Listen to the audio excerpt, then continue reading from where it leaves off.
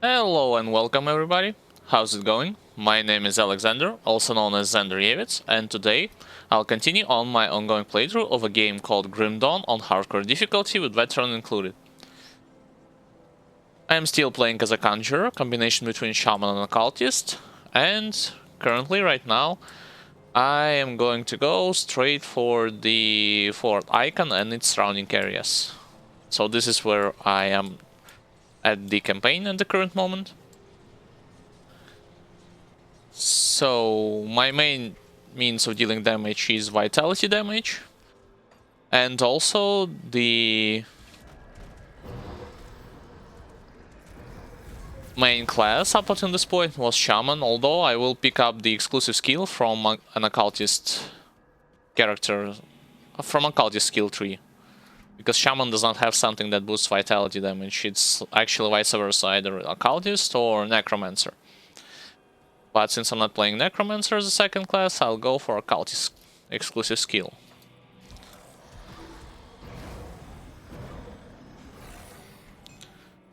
Also, if you want to check out like other parts of my playthrough, you can do it by clicking the video on demand on my Twitch channel, or check out my YouTube channel for other parts of ongoing walkthroughs that I'm doing on Grim Dawn, and also on the beginner-friendly guide that I have released, where I had discussed all of the things such as matter for the ones who probably just picked up the game, like bosses' dangerous attacks,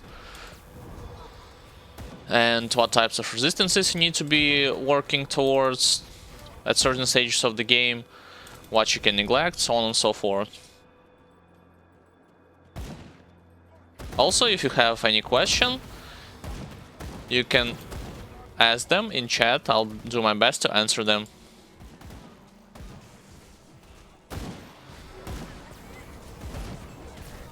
I will be commentating from time to time and analyzing some of the drawbacks and benefits when it comes to this character in compared to the Death Knight character that I previously played, so I find it interesting, to be honest, to do.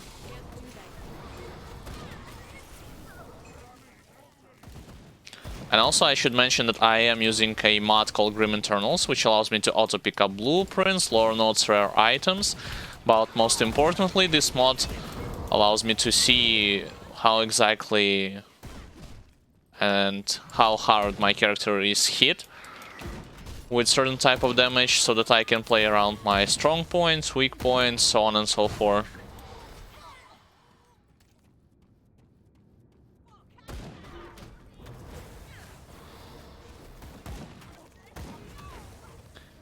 The other functions of this mod includes the highlight effect of your character, health bar, as well as enemies' health bar, and also you can turn off the function for you to see better whether or not you had applied debuff on your enemies. That's especially important in a big group of monsters, when there's a boss or an elite in it. Like I said, the more you have the control, I mean, the easier it's going to be for you in the long run, especially on the higher difficulties. But if you are worried that it's probably going to turn the game into a quote-unquote easy-peasy playthrough, nope, you're not. You are wrong about it. It's actually more of a quality of life changes than anything else. So this mod does not break this game in any way, shape or form, it just improves some of its aspect.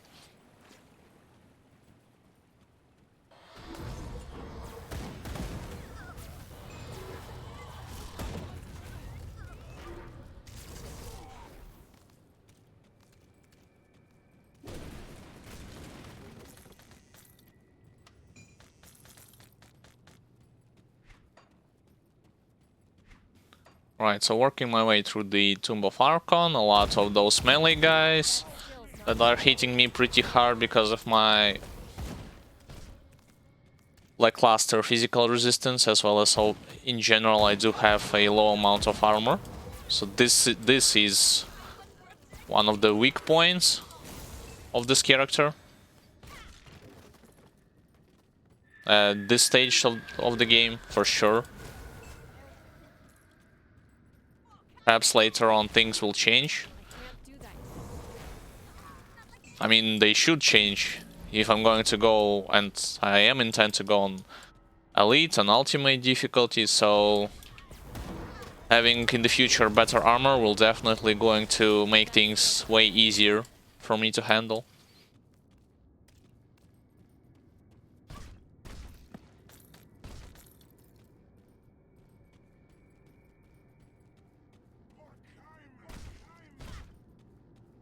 Yeah, you're gonna hear a lot those shouts by those Kaiman chosen guys. Get used to it, especially if you had played through DLC's areas as well.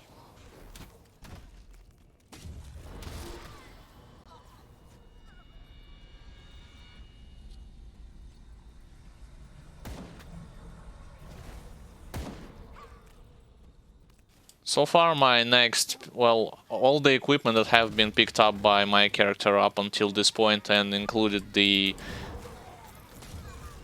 previous parts were acquired by self-found, self-crafted method. I haven't prepared anything for this particular playthrough, or actually I should rephrase it, for any of my playthrough. I do not have anything that's waiting for me at certain stages of the game, so yeah, like you can say self-found only.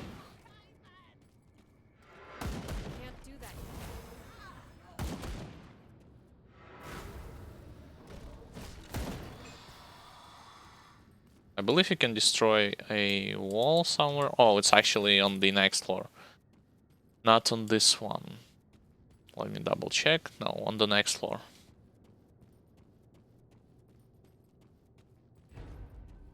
So when I will reach also level 50, I will go and buy a better equipment, that's for sure.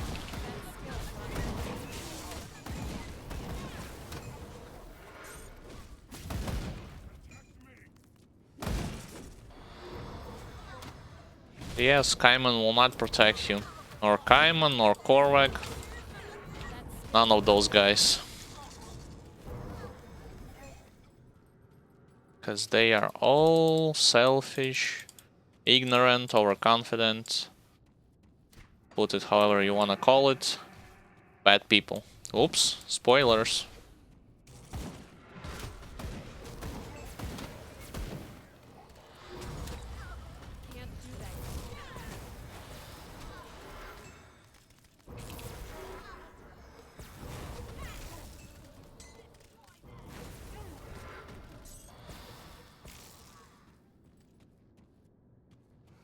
Also, I should add that I am using from my previous character, well, with the Death Knight I had bought Ritz that increases the reputation gains with friendly faction by 150%, and I had used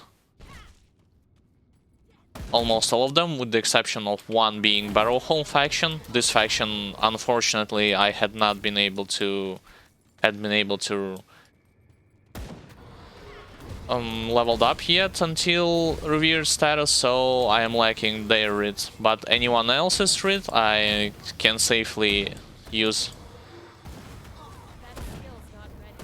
But the thing that I will be recommended for you, for your future playthroughs, as well as future characters, is focused more not on Rits, but rather than on Potions of Clarity. I mean, yeah, Rits are good and all, but in my opinion, Potions of Clarity, as well as its general effect, will outperform, outvalue the Ritz effect.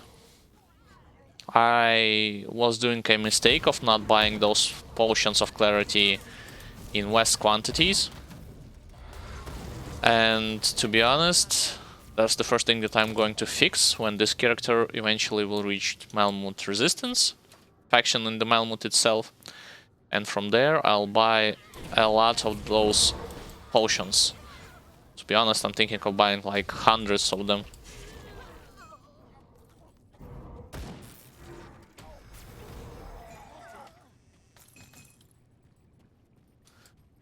Alright, and also I'll visit the optional area in this place.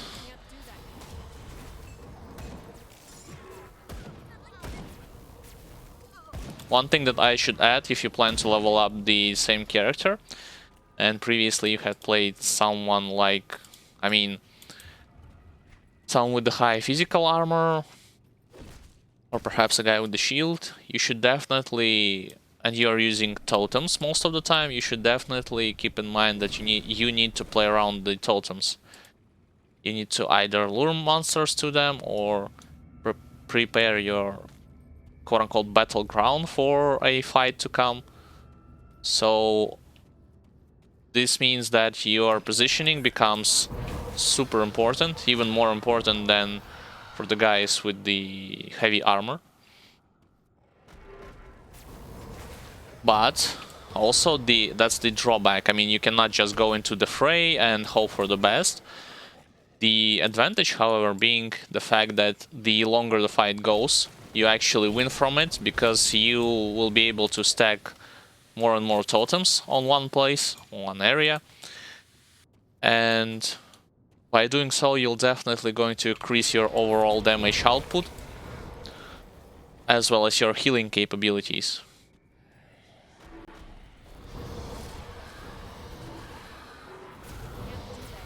So, like I said, the longer the fight goes, the more beneficial it's to you rather than your enemies. You just have to micro-control your character a bit more, let's just say, than the guy who wears like a heavy plate armor with something like a soldier. I mean, more tankier guy, old keeper, but I mean, like those guys.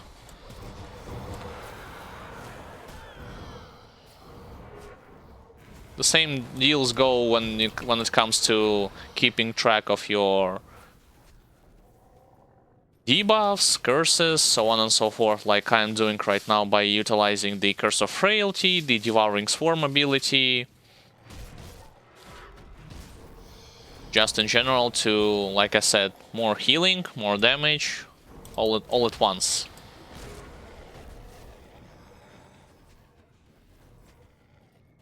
That skill's not ready.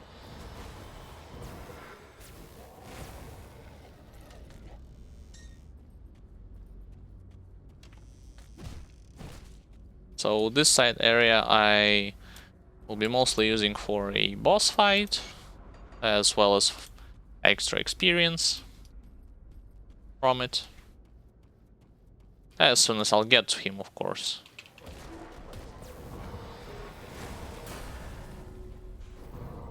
Can't do that yet. Yeah, like, because I had leveled up, I will show you also my skills setup until this point, as well as my devotion setup that I was using and am using right now. So, skills. From Occultist, only Curse of Frailty has been now leveled. Right now I'm going to go for the Bloody Pox, because I'm going to attach to it Revenant proc Constellation. 2 here and 1 into Mastery Bar. And I'm going to be using it on my R button instead of this ability. So, from Shaman, pretty simple stuff. I was leveling with Devouring Swarm, then rushed straight to Wendigo Totem with Blood Pact, and then Storm Totem with the Corrupted Storm that turns lightning damage into vitality damage. As you can see, initially it has lightning damage. It turns all lightning to vitality damage. Devotion side, Bat, Twin Fangs attached. First was attached to the Swarm ability, then I switched to Storm Totem because it has more chances for it to proc. Then Sailor's Guide, as well as Jackal, just to be able to go for the Wendigo Constellation. Wendigo proc I attached to the Curse of Frailty, and finally I'm leveling the Revenant Constellation.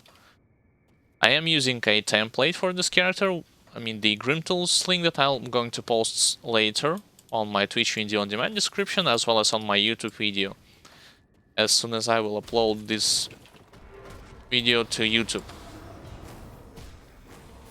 Well, this guy hits a lot when it comes to melee damage, but like I said, the longer the fight goes, the more beneficial it is to you rather than him. Because you can kite him around, you can heal from him, so on and so forth. It's just that, well, the thing is about my armor, as you can see, I have a very low armor rating overall, and I'm getting hit by melee attacks a lot. So this is the thing that I'm going to improve sooner or later, to be honest.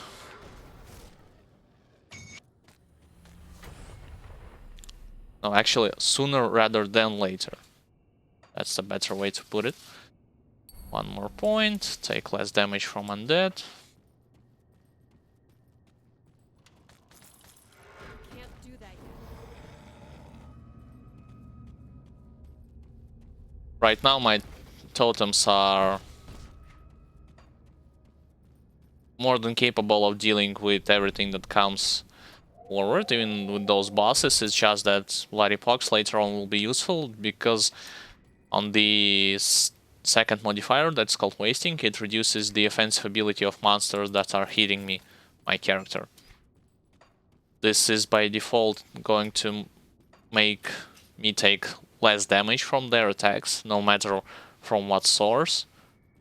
So this is why I had decided to go with the Bloody Pox right now.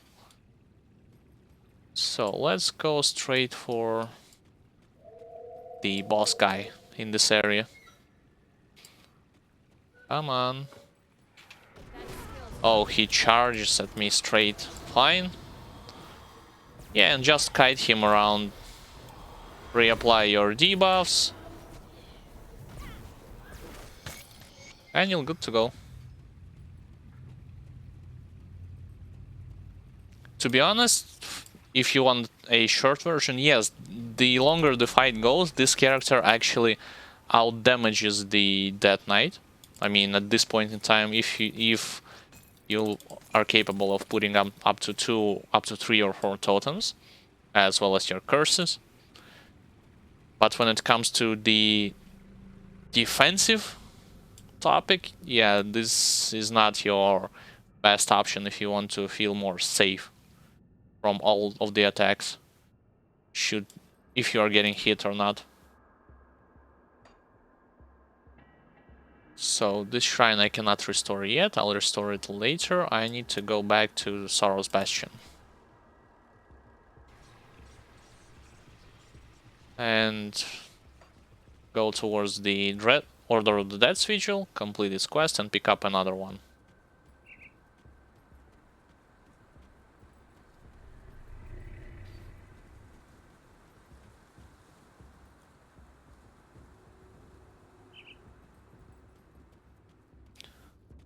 I had checked some of the friendly factions as well as their gear. To be honest, not a lot of them have good vitality damage. I mean, even those ones. Yeah, sure, I'll do the ritual. Just for extra experience and whatnot. Come on, go through the gate.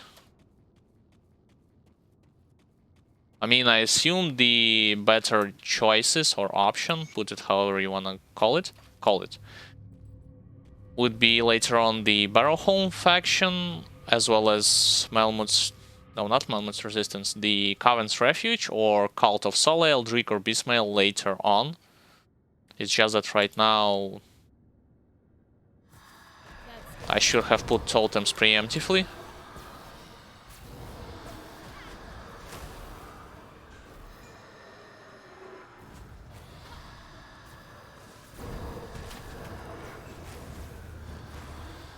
Hey, as you can see, under their names you have debuff icons that will display whether or not you had put a curse on them or you haven't. So for you it will be a bit easier to keep track of the things that you need to do in the fight. Oh, she's having a lot of health, but Nonetheless, I managed to persevere.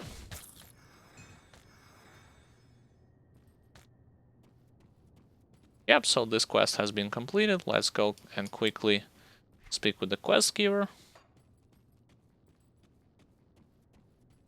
I'll check their equipment since I reached the honor status yet.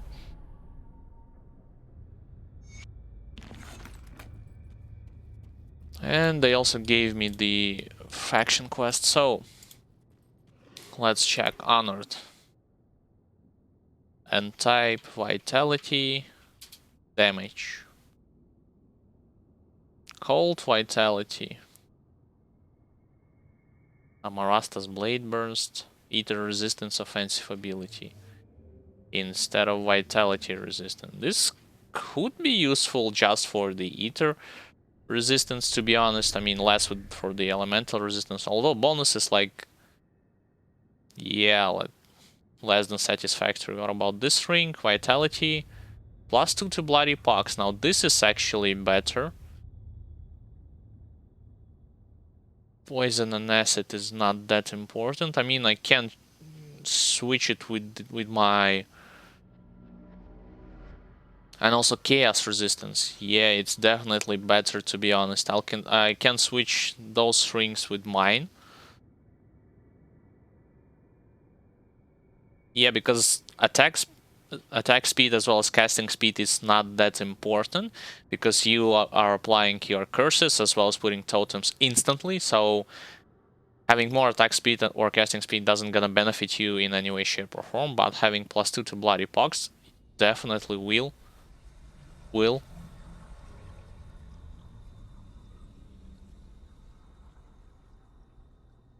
Yeah, like I'm thinking like buying straight vitality damage and decay.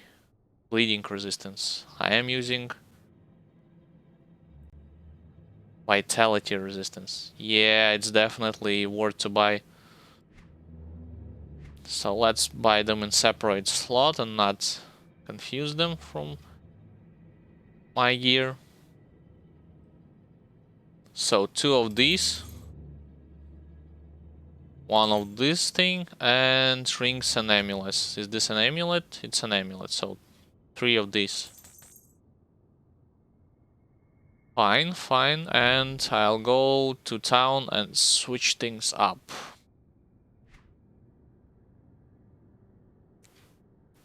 When it comes to my equipment. Actually, while I'm in here, I can just sell the things that I have collected up until this point. So to speed up the process. When it comes to gear, I'm mostly looking for the vitality damage and vitality decay. Other than that, everything can just go away. Well, I should add that I'm also going to... Not looking for bonus to pets, come on. Looking also for the resistances, that's non-negotiable.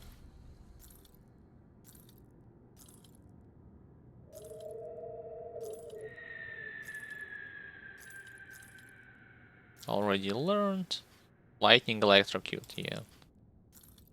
Not gonna use it anytime soon.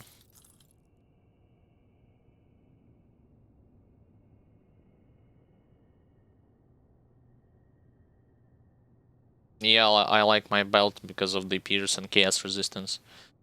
For now, at least. At level 50, I'll craft the better belt. But right now, I'll be utilizing mine instead.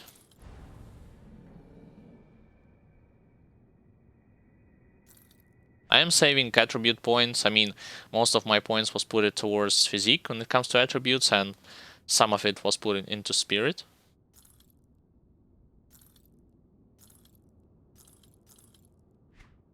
Yeah, so this is my newly acquired gear.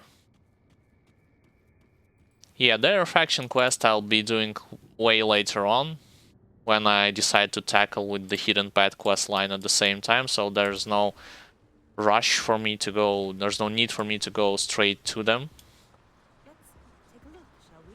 So let's equip those newly acquired rings. Yeah, like sure. This thing.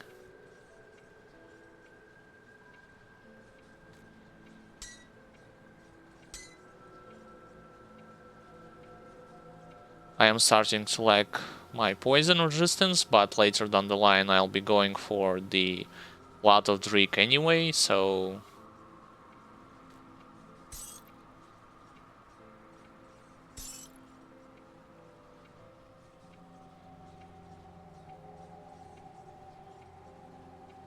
Let's reapply those add-ons. This goes to the amulet.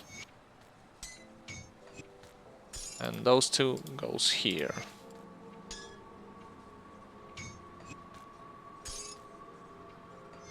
And also 3 of these, like 1, 2, and wait a second. Yeah, that's the third one. Fine, a couple more points into physique, not going to hurt myself.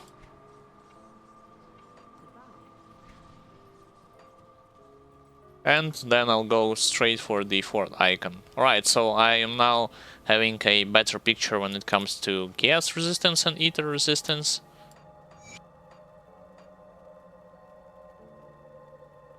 Yeah, Pierce is lackluster still, despite me having 3 silk swatches at the same time.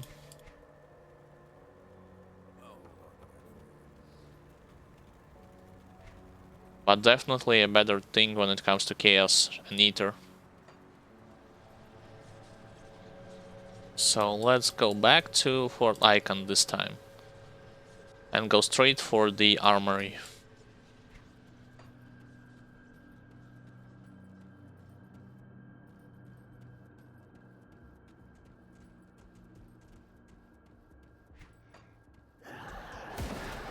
Alright, an elite.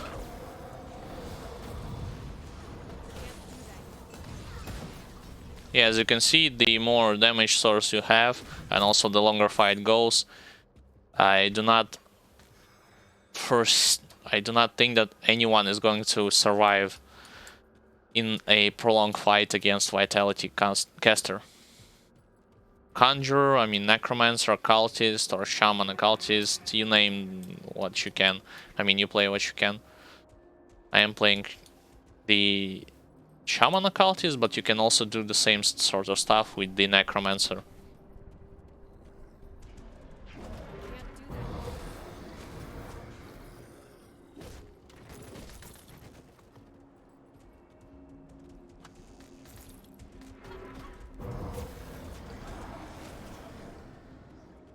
Yeah, and since I am utilizing Bloody Pox right now, you should definitely need to keep this in mind.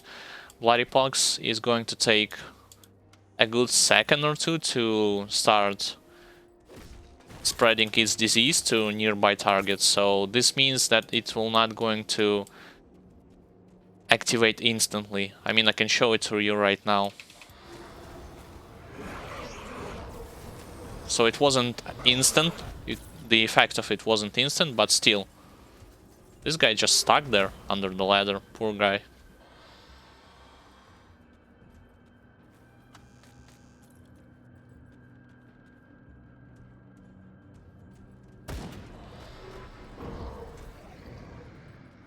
Yeah, I should like use the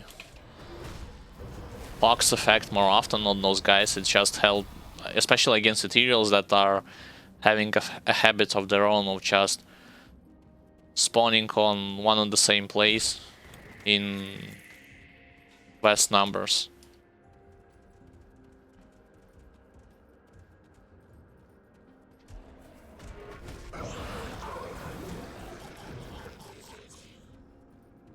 Do not forget to destroy this wall and pick up a hidden spoil in it.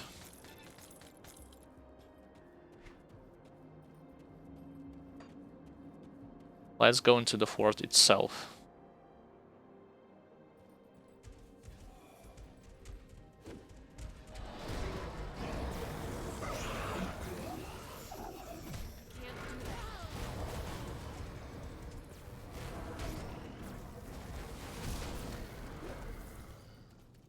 To be honest, this boss that I'm going to fight in this area is not going to stand a chance unless I'm going to get greedy and stand right in front of him.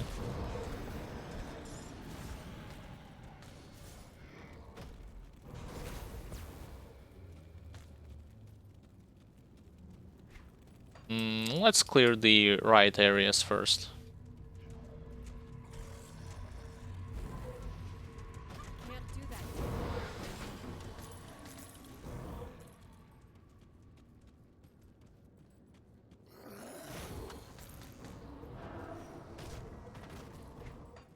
Also, one thing that I forgot to mention is that vitality damage actually works in a way like the more HP monsters have, the greater damage you're going to deal to them. It's not noticeable right now since I am playing on a normal difficulty despite with veteran included, but later on Elite and Ultimate this is going to be a very noticeable thing. I can't do that yet.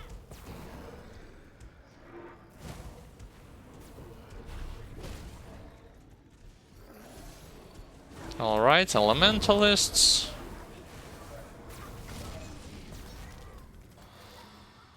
Oh, and do not worry about the reflective guys. If you're dealing vitality damage, you're not going to suffer from them. Can't do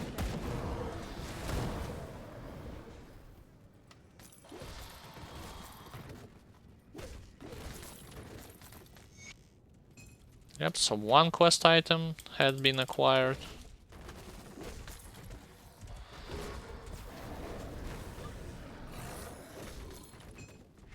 Let's go now for a quest boss that I need to kill.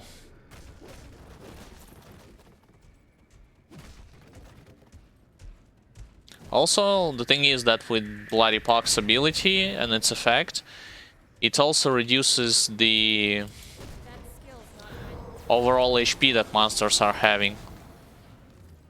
So yeah, it might not, and it actually will not deal the huge chunk of damage, but when it comes to HP reduction as well as reduction of monsters' defensive ability, this is your go-to option.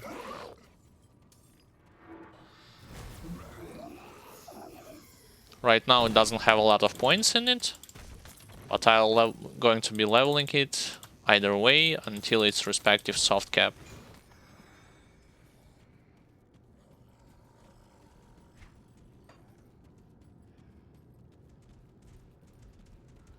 Let's continue our advance. And also when it comes to mana, I initially thought that I'm going to need to put some points into mana regen constellations such as Lotus and Lantern. And I am going to do it, but later down the line, I mean not right now. Do that yet.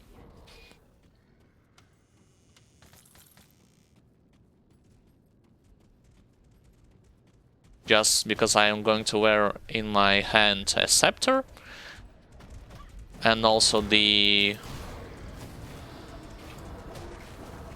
book, or a thing that has a skull, a thing that has a vitality damage on it.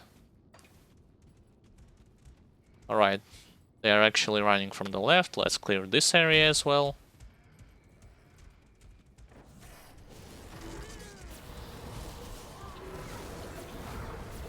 That skill's not mine.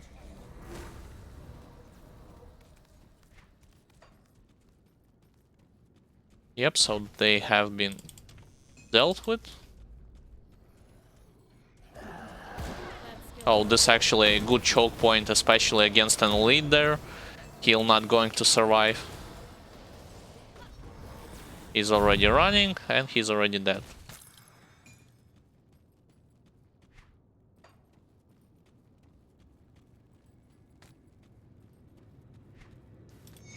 Do not forget to read lore notes, even if you already learn by heart at this point the lore of this game. I mean, on the first difficulty. On the second, on Elite and Ultimate, you can skip them.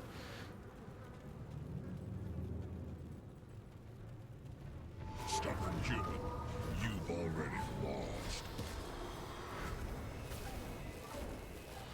Yeah, like you see, the melee damage is actually worrisome, but when it comes to how fast I am killing this guy, I actually dealt with him pretty quickly. That's not even with my Revenant proc.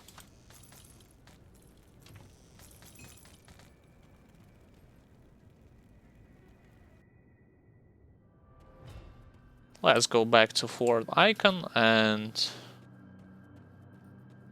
actually let's blow up this barricade first.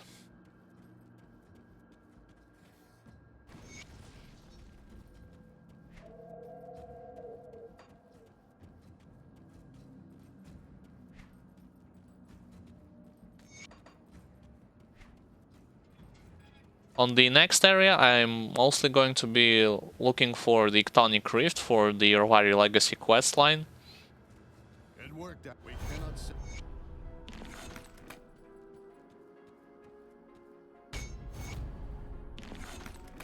Alright, I'm honored with the Black Legion, although sadly if I'm going to click on those guys, this is not the right guy. And if I'm going to type vitality damage, so the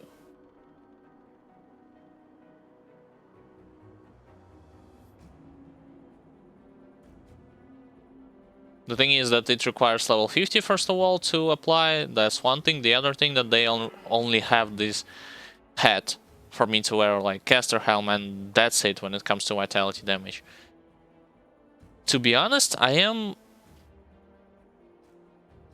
Well, actually, I'm going to check also the Outcast faction, but I am inclined to buy like those boots. Yes, I'm going to level up Zeke as well if necessary, just for me to wear them, because they have such good amount of resistances on their own as well as a huge amount of armor. I'm mostly worried right now about the physical resistance, so this is why I am kinda... Those are their quest line. And when you click to accept the deal with the witch thing, you're going to go for the outcast. Oh, and also with the outcast, I believe you need something for her initially. Yeah, like need to kill the beast later on in the hidden path questline, so on and so forth. I just wanted to check her wares. Let's type vitality damage.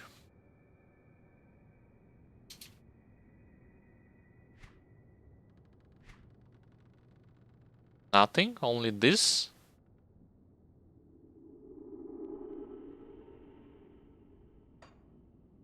Interesting. Yeah, it's more of an elemental damage and ether damage. Got it. My, what a curiosity you are.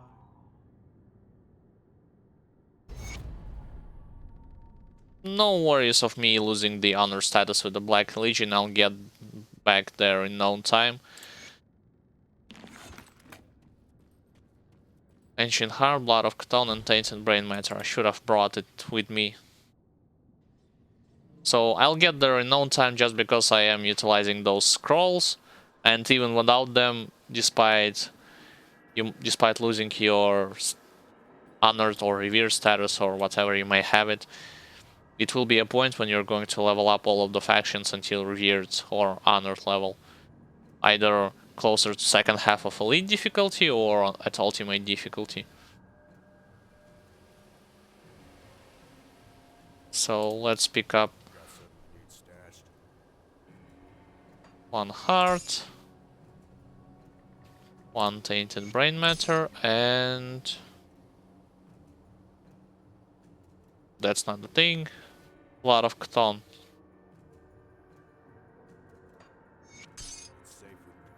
Yeah, sadly I do not have the next quest item that she requires. It's actually a Fang that you can collect from this area, East Marsh.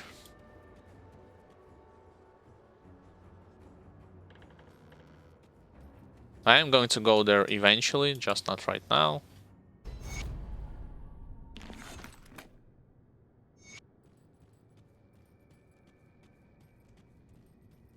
Yeah, at this point I'm going to working more towards the level 50 threshold rather than just completing those quests and worrying about the faction gains, the reputation gains.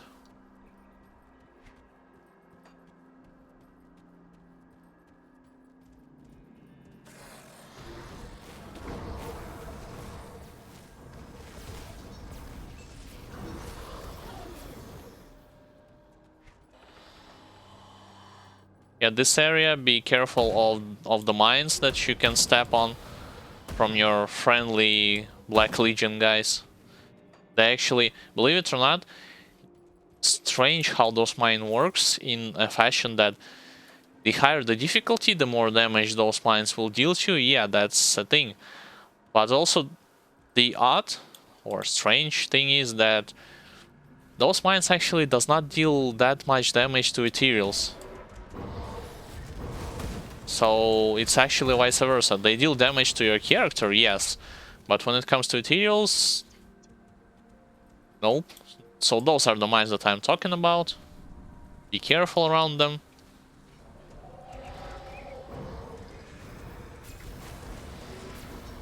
Can't do that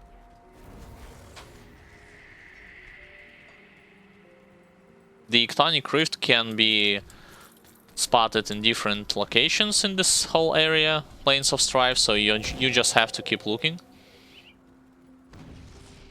Yeah, like this one mine. Also because of the fact that I do not have high physical resistance, hurts me even on normal difficulty. That skill's not ready. Yeah, let's create a choke point around this area. Can't do that yet. Actually, no, let's do one here and two here instead. Since I am having a lot of bonus points, I do not need to rush to soft cap that fast. I'd rather have more mastery points instead.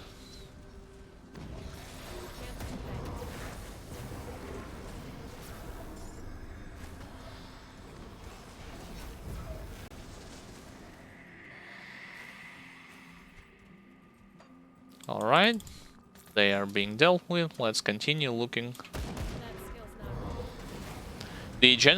not ready. The general approach to a fight, from my perspective, is first and foremost apply for Curse of Frailty, Devouring Swarm, and then go for your totems, and only after it go for Bloody Pox effect.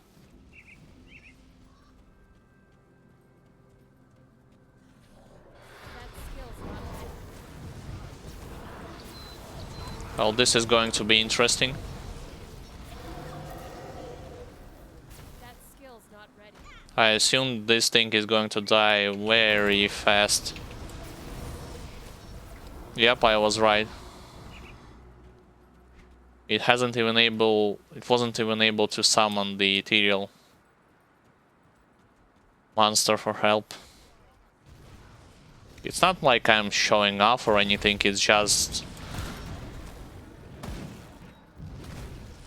like I said, the longer the fight goes, it's a factual info, the more damage you're going to be doing. And since this thing is stationary, I mean, at least in its first form,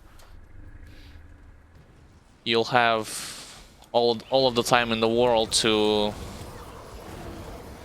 apply your necessary debuffs to it.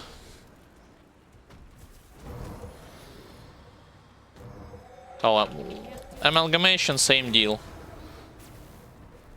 It's not going to survive that long. I mean, let me give you a perspective. When I was playing a soldier, This thing was able to summon reinforcements even on normal difficulty, as well as hit or create every green version of its force wave, and trying to attack me with it, with my trying to attack my character with it. With Conjurer, you saw just what happened.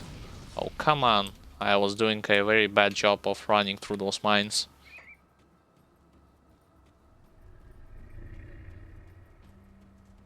No, it's actually, I am doing a good job of running through mines and not doing a good job of running around those mines.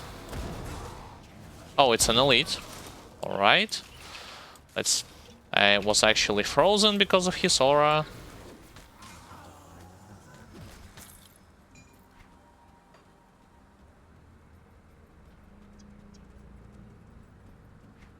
Haven't located this portal yet, but I assume I should be close to its spotting place.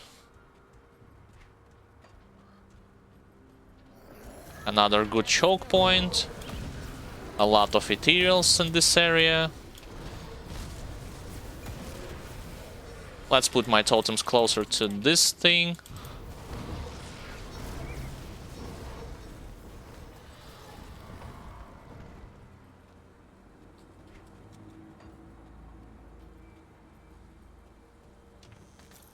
Oh, actually, I had managed to destroy the ether crystal right there behind the ethereal quote-unquote tower. Perhaps with the help of Twin Fang's ability. Yeah, you can go there for a hidden spoil. No, I'm not going to risk it just because does not. Me and Etherground does not have a very good relationship.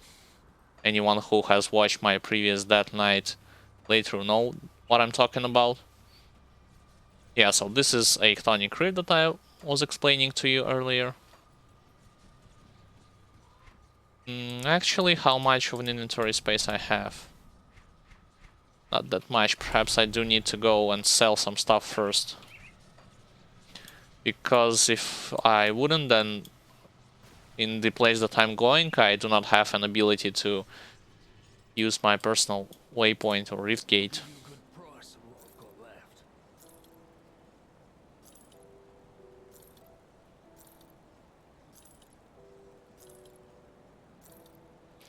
Let's sell this stuff.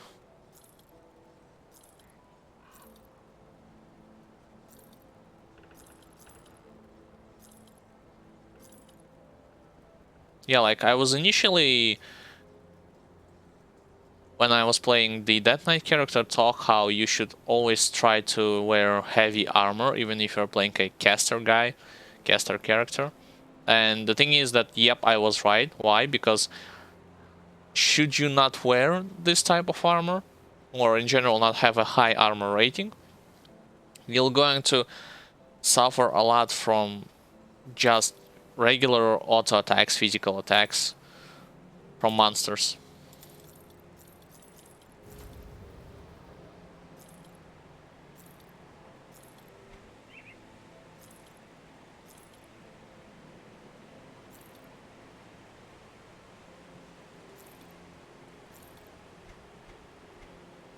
I mean, it's one way to trying to dodge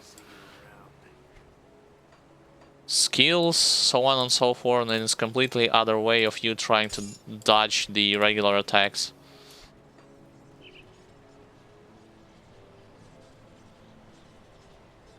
Fine, so let's go straight to this Tonic Rift.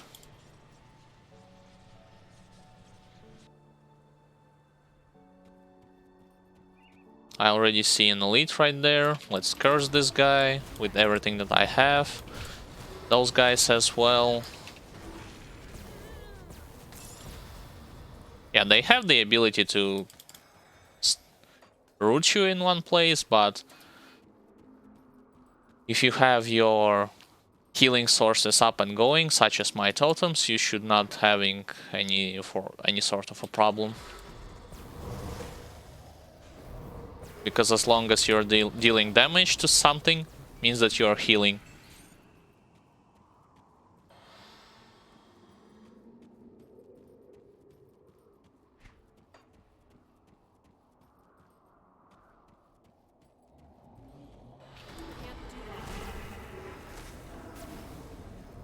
Oh, there's an elite.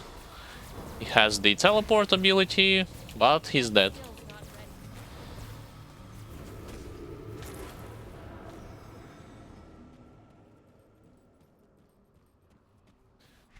Without those threats that give you plus 150% reputation bonus to your friendly faction, you'll be getting closer to like 40 from an elite, and I believe up to 100 from a boss. That skill I mean points.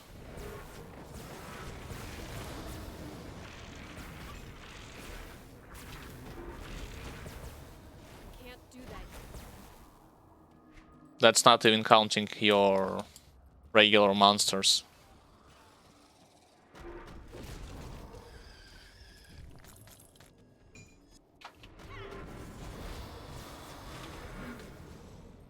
That skill's not ready.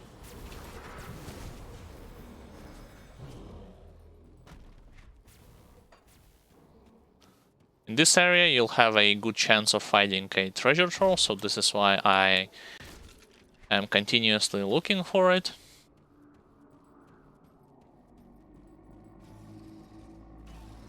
And in the meantime, you're also going to find an elite, but that's a bonus.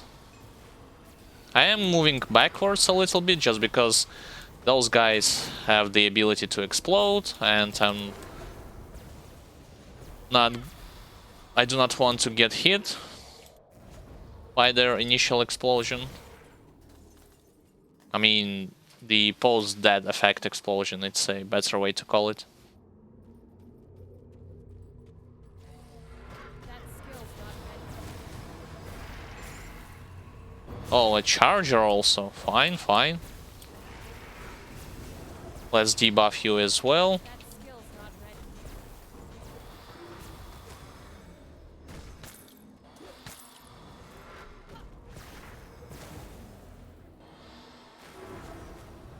That skill's not ready.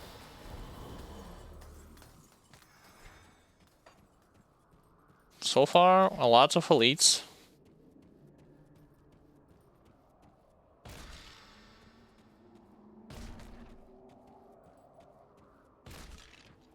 Haven't been able to spot yet the treasure trove, but hopefully sooner or later I'll find it.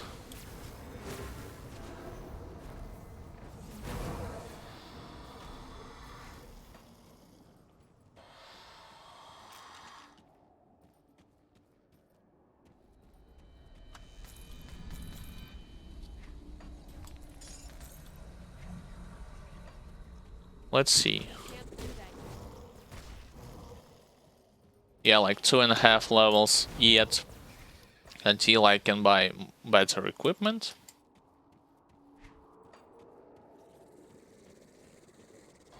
Can't do that.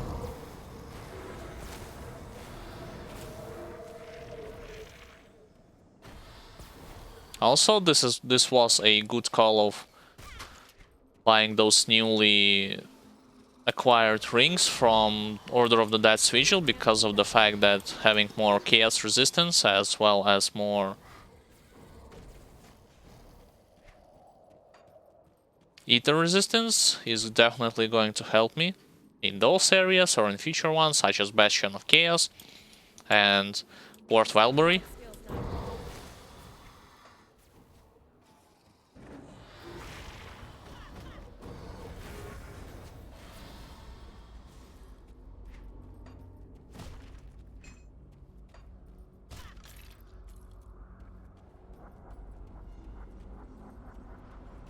ready. That skill's not ready.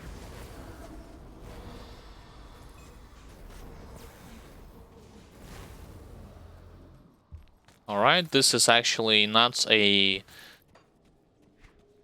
portal that leads to the back to the surface. It's actually a portal that will lead you to the next area, which I'm going to visit soon. I just need to finish up with this place.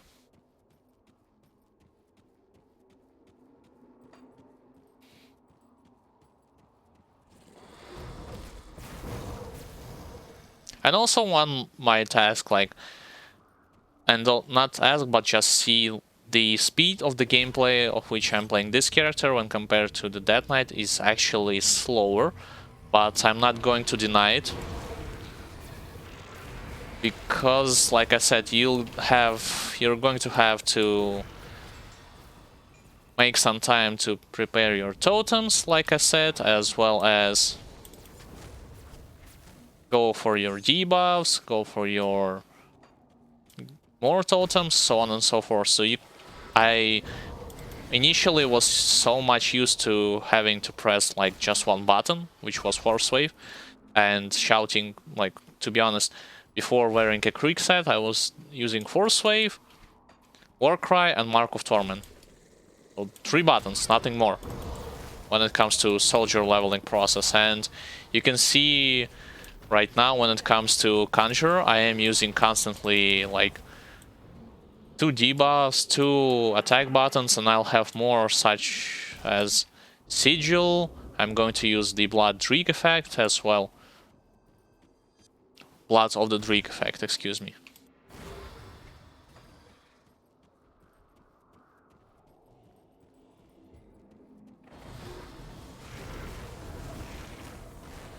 Let's debuff this guy, since I wasn't been able to do it efficiently. That was actually an elite. Not a regular demon. Let's grab the spirit.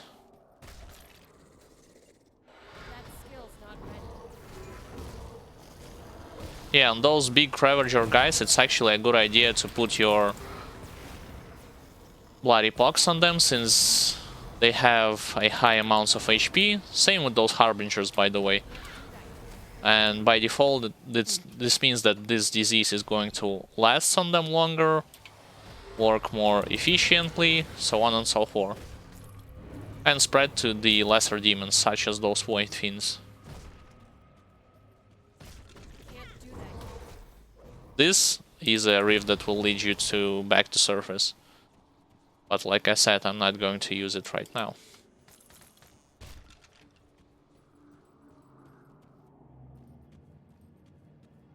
Instead, I'll go straight to the second area.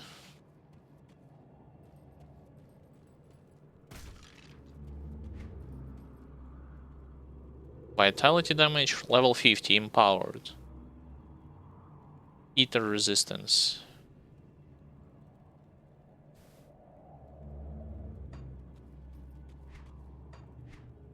Well, it will help me with my ether resistance, but I'll lose armor from it.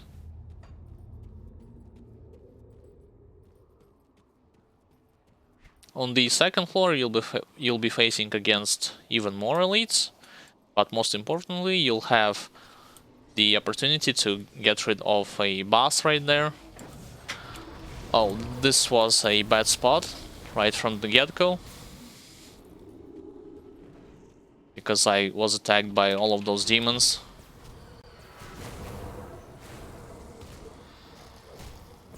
Can't do that.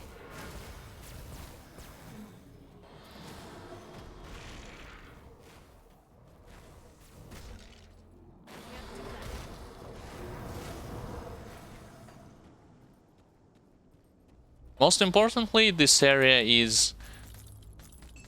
I mean, if you are going for the Kaiman's Chosen rather than Order of the Dead's Vigil, they will ask of you to go in this place and get rid of a demon boss in it and pick up from him a quest item. So I am just utilizing this area for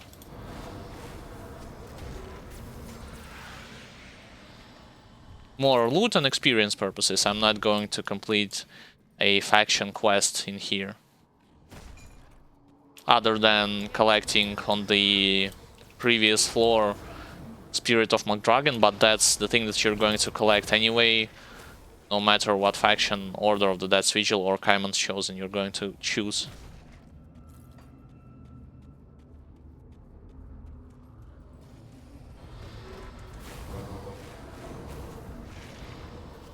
Let's kite them around my totems.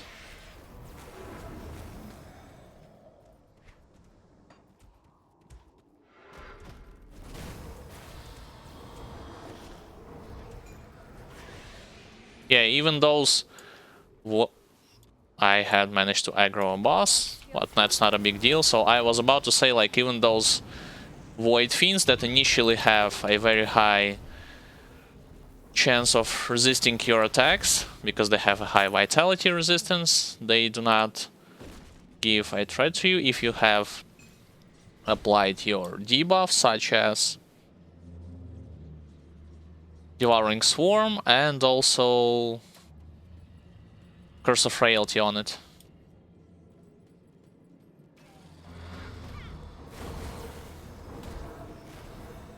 That skill's not ready.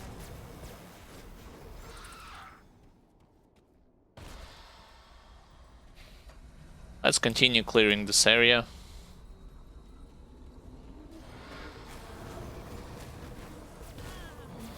That skill's not ready.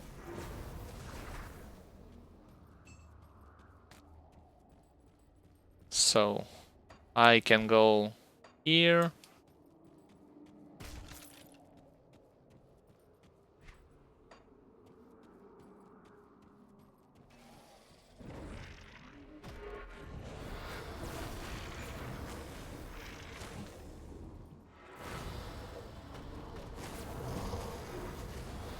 Yeah, the mana is no problem also because of the fact I do have the mana leech or energy leech from enemy spells, and most of those demons are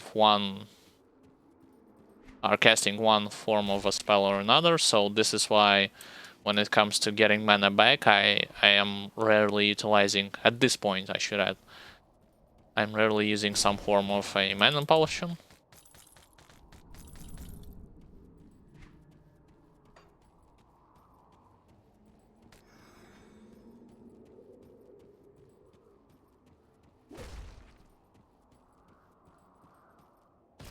Right, let's finish with this place. An elite also. That's good. Can't do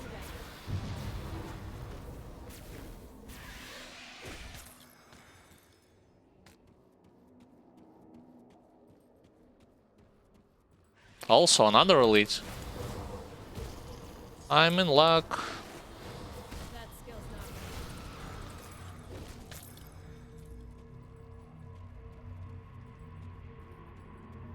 Yeah, despite the fact that Outcast does not have anything for me to That skill's not ready. equip and wear when it comes to vitality damage, other than those augments. Can't do that yet.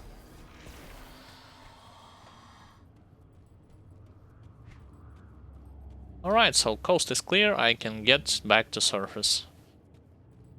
And before I'll go and finish up the quest, I'll actually going to went straight into outwards area of Necropolis, which is next quest area, and open up a waypoint. Use it as a form of a shortcut later.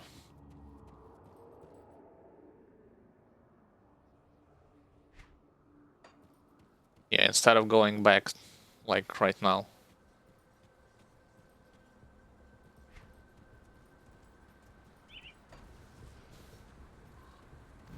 Alright, Ethereals. This is a dangerous place for sure because of the presence of those flesh hulks as well as burning undeads, but most importantly because I do not have a lot of armor.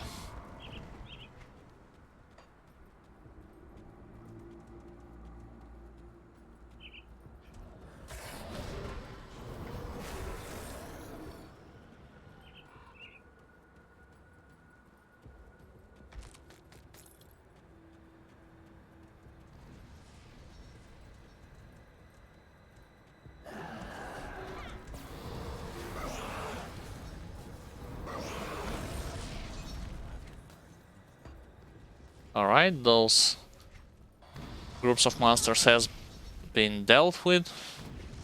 Come on, stop running on the mines.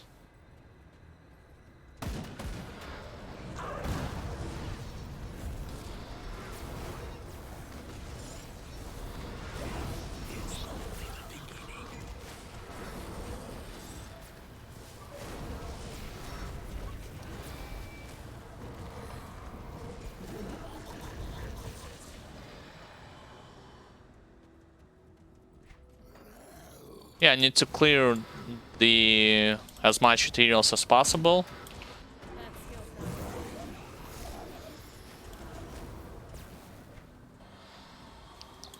Also for the opportunity to get... Oh, that's actually new. I did not know that you can curse those stationary mines. Weird. So yeah, just because for the opportunity to have those ether shards from them, to collect them as much as possible. Nothing here. And also the faction gain with the Black Legion is helps. At least they have something to offer. Despite the fact of it being just ahead. Alright, I need to be careful here because I do see an elite that is approaching.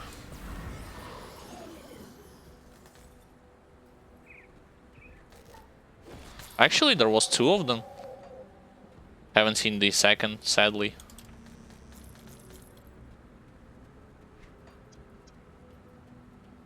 Yeah, this is ethereal amalgamation. This is not a regular cluster, as you just witnessed right now.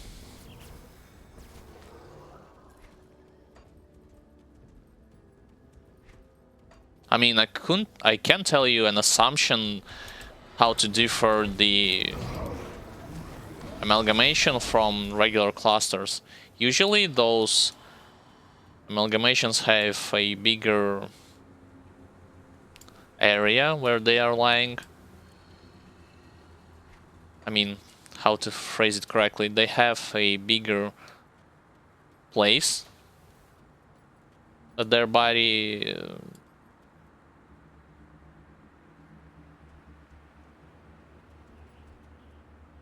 they have a bigger place on the ground, so the ether cluster, even bigger ones, does not have such a big area.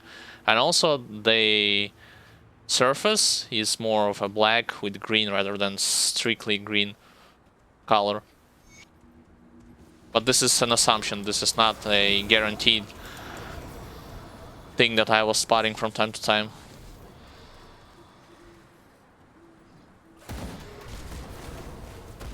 Can't do that yet.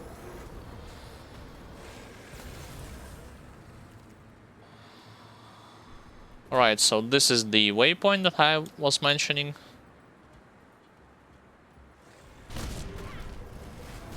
As you can see, yep, regular charge attack from those Flash Hulks, and your HP goes down pretty rapidly.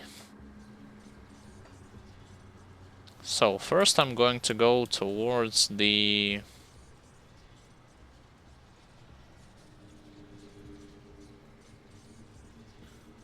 shrine.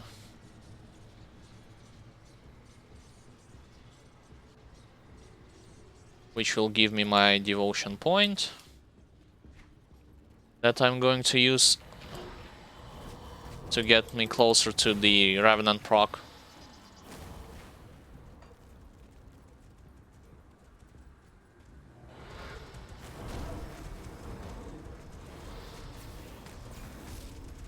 That skill's not ready.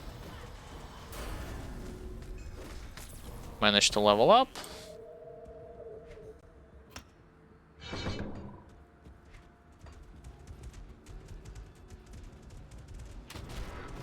Fine, let's aggro the whole area.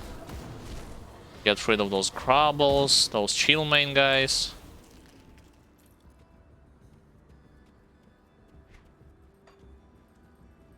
There is a boss in this area, I'm not going... Well, actually, he has found me. I was initially trying to say that I'm not going to look for him.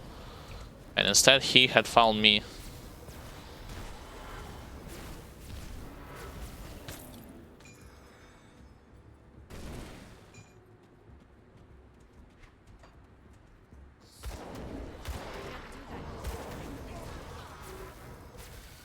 I'm going straight for the altar as soon as I can.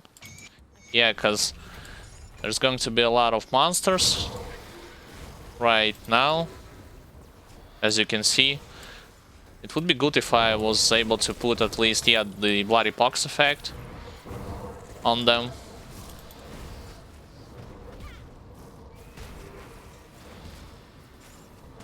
Yeah, even against this guy.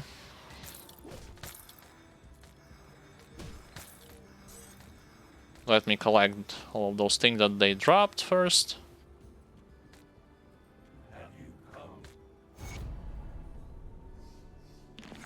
I already know what he will say.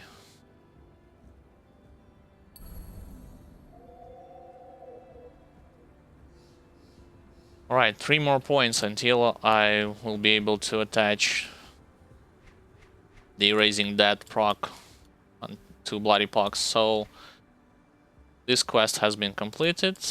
Can I go a little bit further into the main quest area? I think I can. So let's go back to the Gates of Necropolis.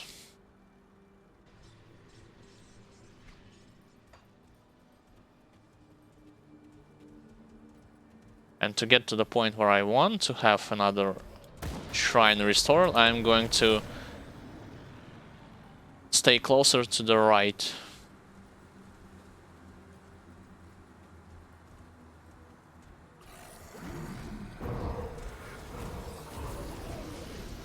That skill's not ready.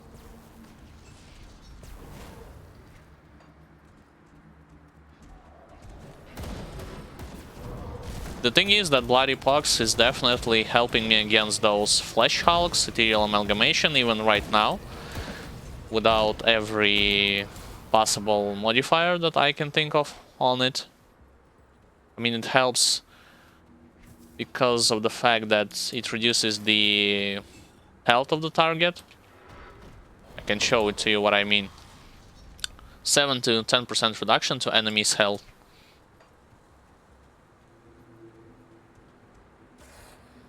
That skill's not ready. I am using it mostly when I see like a big fight or against those stationary guys, which are those.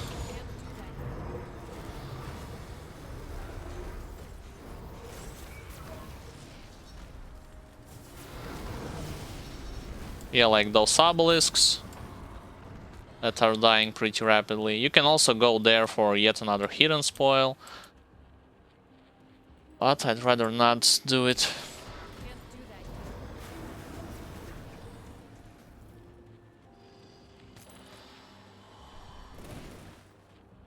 Nothing here. Let's go up.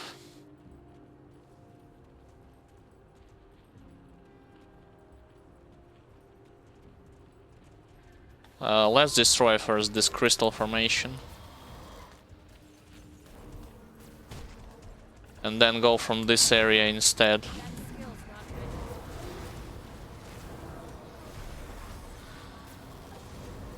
Sure, I'll turn it into choke point. Actually, no, I need to go closer.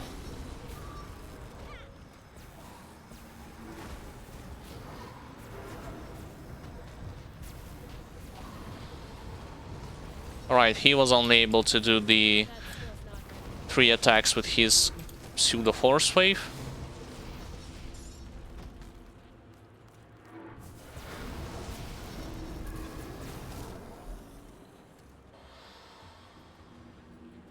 Alright, this thing has been dealt with. So, I mean, you probably want to do the same when I'm talking about this Bloody Pox effect. Try to use it mostly on either on very big area, very big groups of monsters, or the ones that you're definitely not going to get rid of in a quick fashion. Because using it on regular monsters, I mean, yeah, you can, but if you're having like those 2 totems, you should be good to go in without the Bloody Pox effect. I'll go into the crypt as soon as I'm able to do it. Just for the devotion altar in here.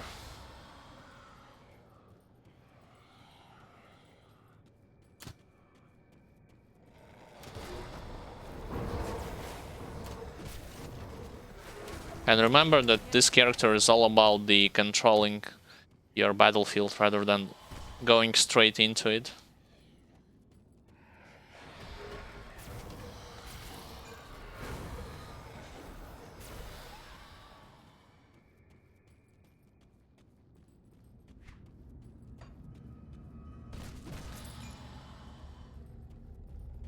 This area is populated mostly by ghouls as well as those cultists. So those are the two species that you're going to be fighting against this place.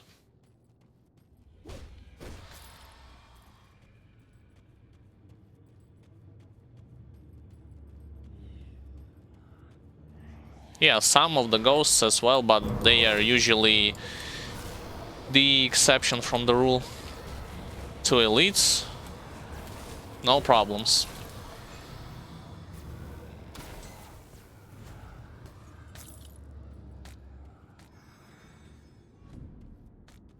Oh, actually something with vitality damage. Vitality 475 and vitality decay.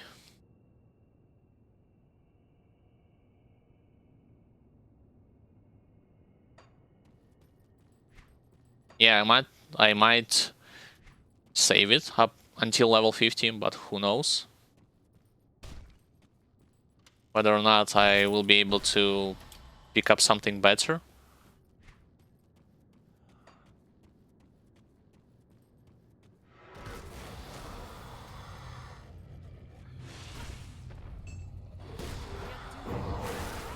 That's interesting. Usually you do not see often those skeletal gargantuans in those places. But once again, this is an exception from the rule, not the usual stuff that you're going to be facing against.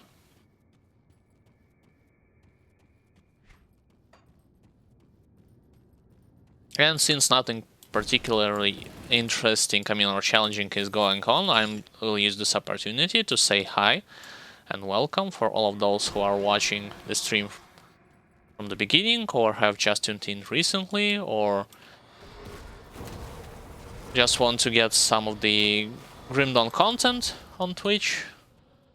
Nonetheless, welcome. My name is Alexander, also known as Andrievitz. I'm playing a game called Grim Dawn on hardcore difficulty with veteran included. I am playing a Conjurer, combination between Shaman and Occultist. My main type of damage is vitality damage. Main skills for damage is... actually are not is my totems. Wendigo Totem as well as Corrupted Storm Totem.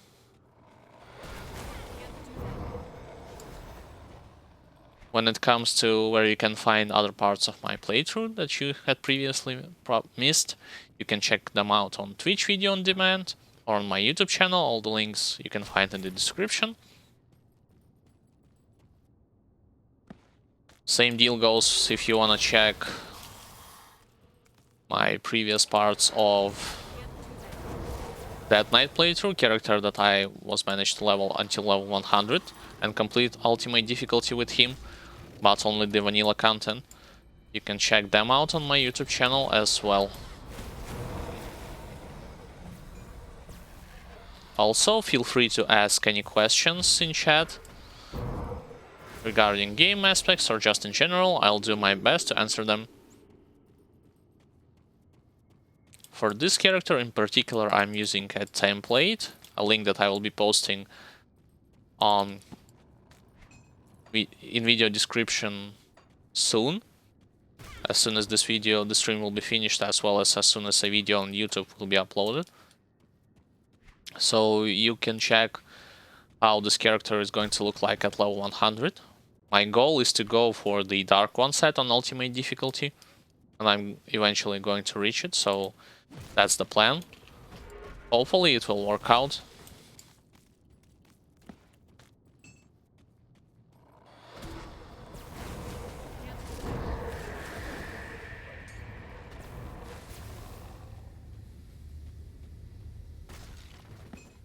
When it comes to where I am right now in the campaign, I am closer to the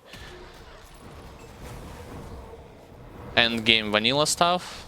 So closer to defeating the Lochorian, which is final boss in the original game.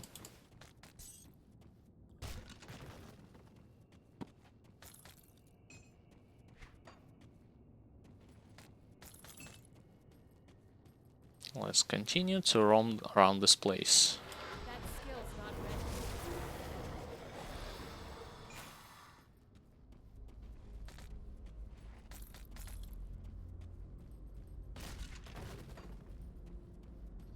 when you're going to be roaming through those areas on Elite and Ultimate difficulty, keep in mind that Can't do that yet. this is one of the areas that you have to visit anyway, just for the devotion if you haven't bought the DLCs and you're missing some of your devotion points. That skill's not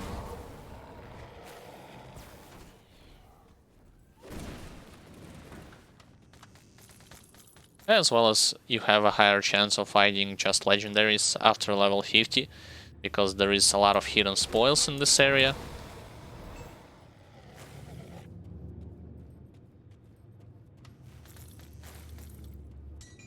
A boss is rampaging straight towards me. Let's not get greedy, just debuff him and kite him around my totems. Yep.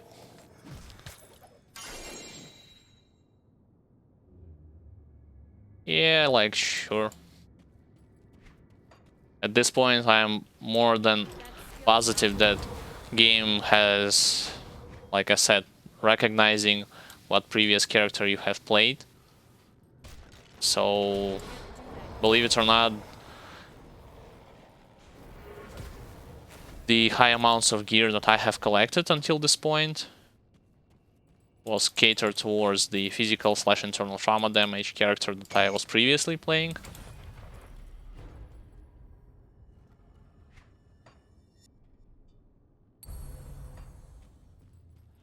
Alright, I got myself more attack damage conversion to health.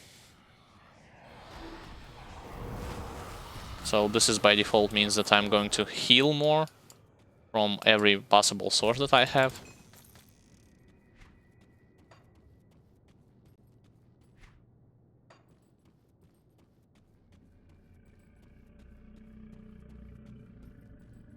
And when I was talking about the gear, I also forgot to mention that when it comes to Conjurer, all of the gear that I have acquired up until this point and included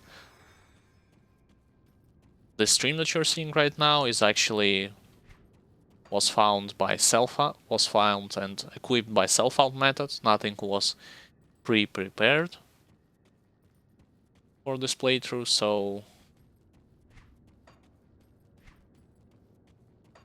it's a pseudo fresh start. Why pseudo? Because I do have some of my blueprints from that night learned already for blacksmith, as well as I also have applied the faction writ, which increases faction gain by 150% for each friendly faction, with the exception of one, Barrow Home.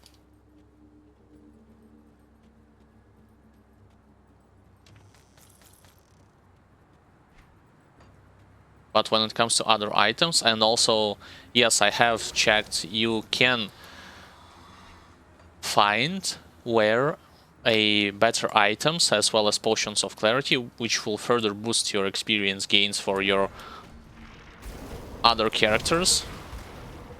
I do not have them on this character. That skill's not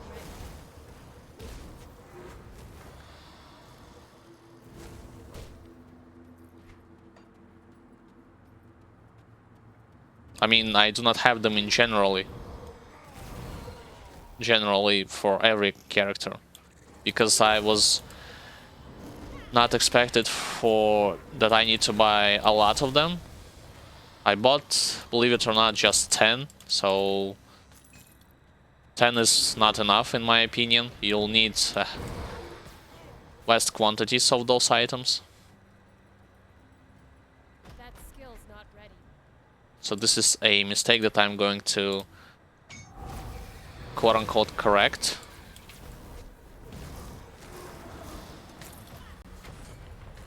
Only one elite. Interesting. Usually from this desecrated shrine you'll fight against 3 or more elites. Alright, 1 point away from Revenant proc. Let's go and activate a waypoint.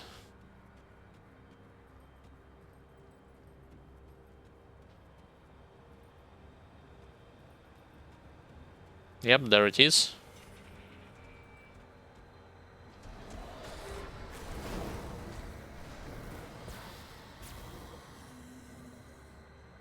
Usually you'll be facing against a lot of, well, if not elites, then some of those demons.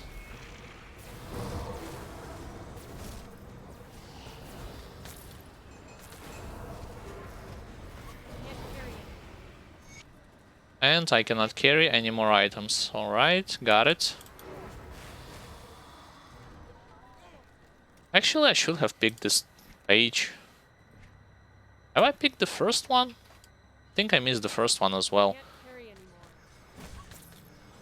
Can't carry anymore. Alright, I get it. I need to go back in town.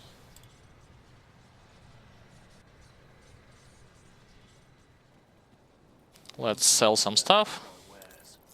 Yeah, definitely not going to utilize any kind of shield anytime soon. This I'm going to save, actually.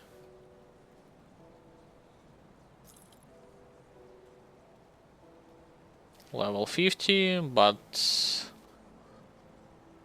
the difference is not that drastic.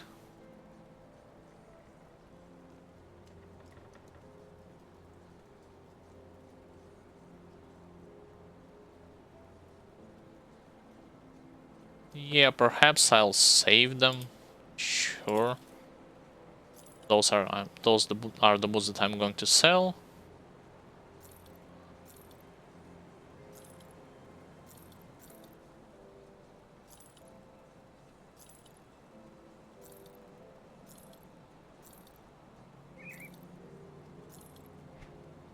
I am wearing a scepter and either a book or a skull in the left hand, so those are my go-to equipment when it comes to left and right hand.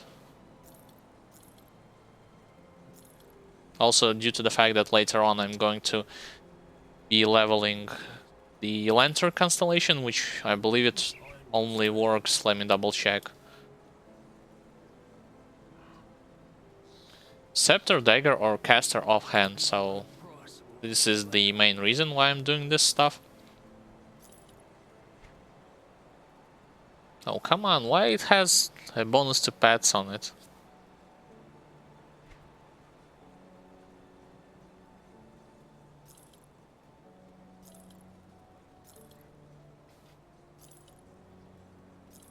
I am very vulnerable when it comes to physical damage, so...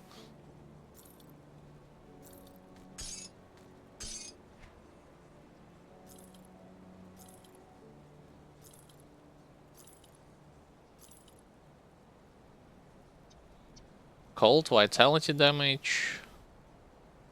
Resistance +2 to devouring swarm.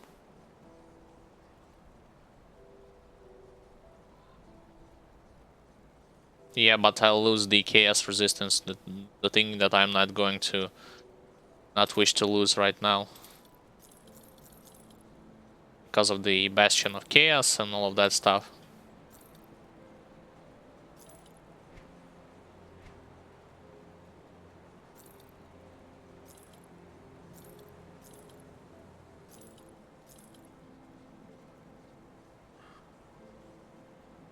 Yeah, this is a good hat.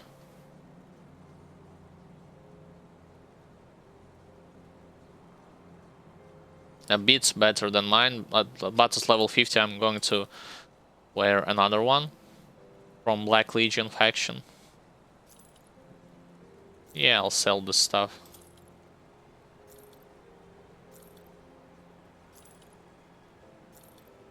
Wait, this armor had vitality damage on it.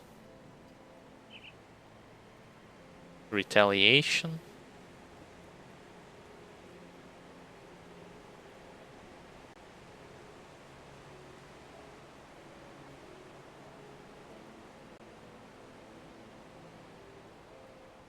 Pierce and Chaos.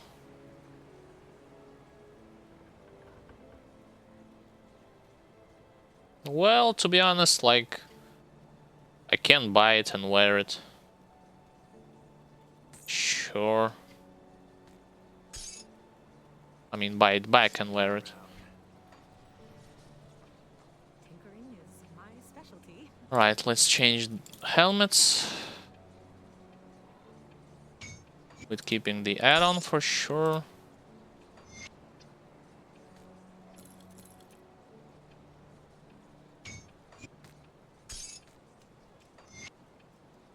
And those boots at level 50, I'm going to wear them.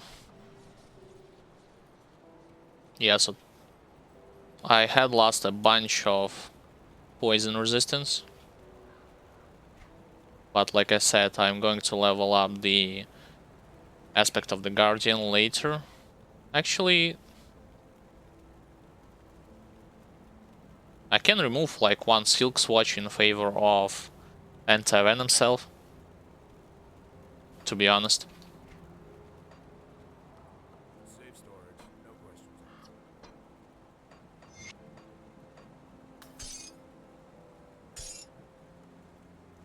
Put everything here. Same goes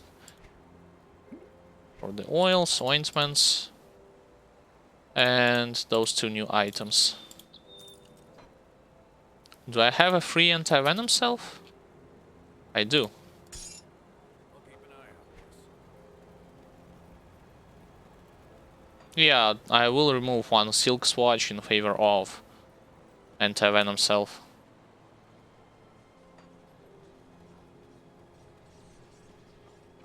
Let's take a look, shall we? Let's keep the item. Goodbye for now.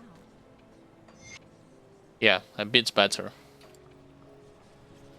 And let's go back towards the necropolis, continue our main quest line.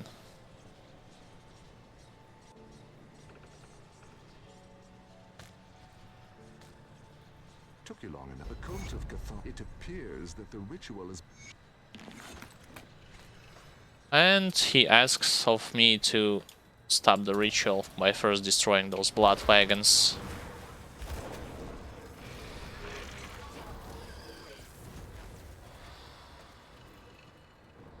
Let's try and find first blood wagon. Oh, there's an elite. Come on, do not run. Where are you going? That skill's not ready.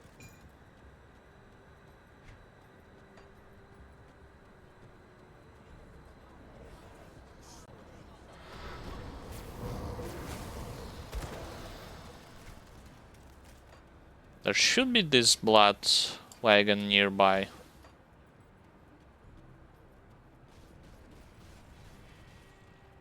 Yeah, they are fighting under the bridge. That skill's not ready. Yeah, so I also can explain why I'm not going for the Blood of the Dreek right now, simply because I do need some form of a good devotion constellation proc activator. And in my opinion, it's a bloody pox skill. It lasts long enough, especially against tougher targets, so this by default means that I'm going to be summoning those skeletons, which will reduce resistances of every possible target that they are going to hit, as well as movement speed. And if you remember, when it comes to those skeletons, I do like how they are designed. What do I mean by it? Not the visual aesthetics, I mean the fact that if you're fighting a bigger foe, let's say, and you have created a lot of skeletons, you have a good chance of blocking the movements of a bigger enemy with the help of those skeletons. Whether it be a regular monster that is big by himself, like skeletons, like the golems that you just saw, or a boss fight, bosses such as McDragon in Ancient Grove, some form of a nemesis, some nemesis bosses, so on and so forth. So you should keep this thing in mind, in my opinion. I'm going to go later into Bastion of Chaos, not right now. When I will get my quest from Anasteria from Outcast faction.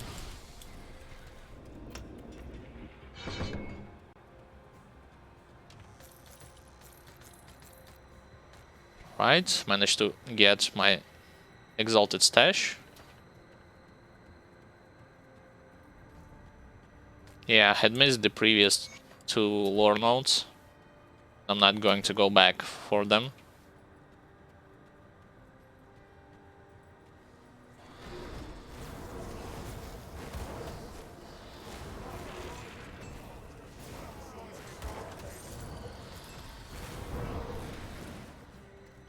Let's instead go for those wagons. One of them is to the left.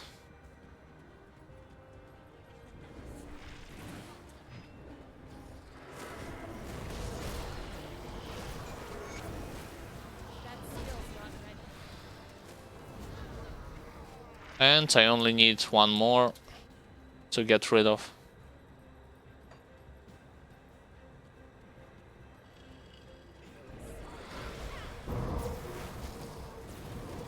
I decided to change my approach when it comes to completing some of those quests, so this is why I'm not going that early for Hidden Path quest line as well as Outcast faction quest line. Just to be a better prepared in general when it comes to this character.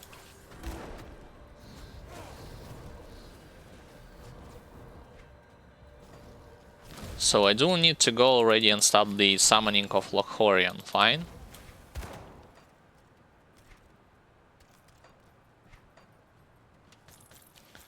Which means that I need to go in this area.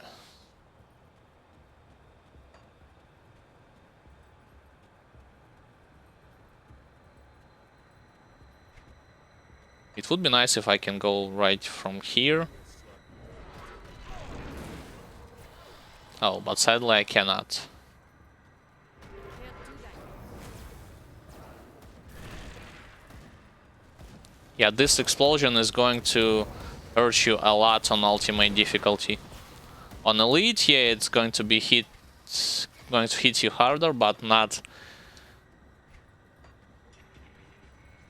that much. But when it comes to ultimate difficulty, especially if you're killing several of those things at the same time, without some form of a damage absorption, you're going to be surprised how much health you're going to lose if 3 or 4 of those guys will explode on one place.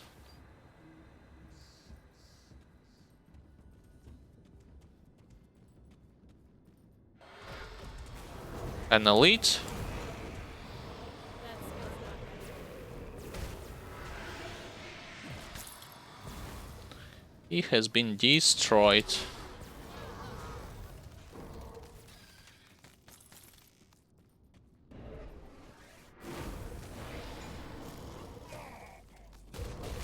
skill's not ready.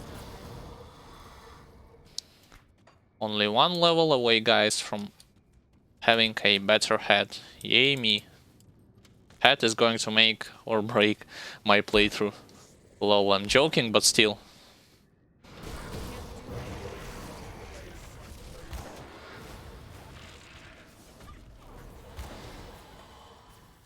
The thing that I also forgot to mention is that your totems have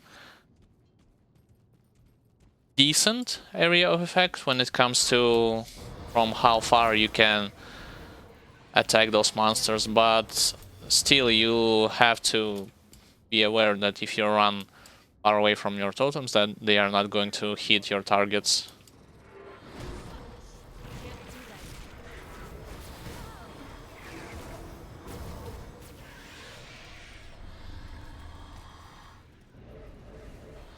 That skill's not ready.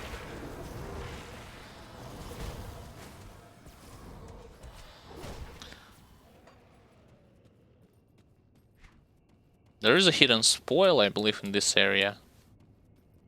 A bit later.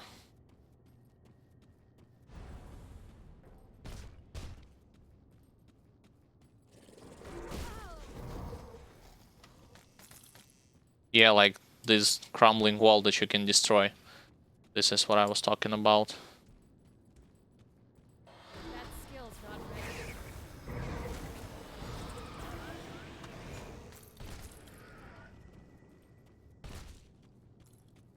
So after the Revenant Constellation, I'll definitely go for the Lotus.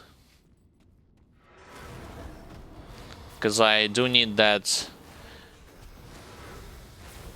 mana regeneration as well as resistance from physical form of attacks.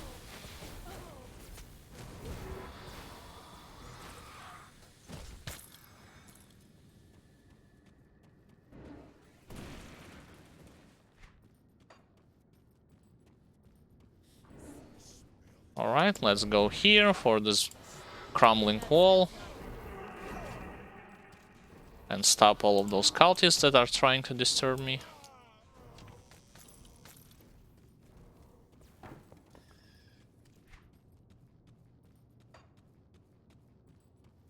There will be a torch that you can press on. It acts as a switch, which will unlock the moving wall. Behind it you can find extra items, yeah, like those hidden spoils, and this is your loose torch.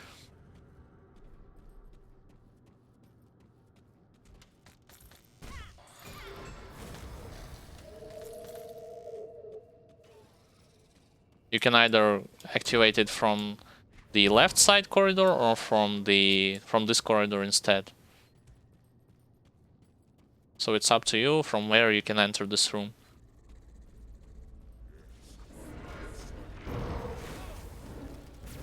That skill's not ready.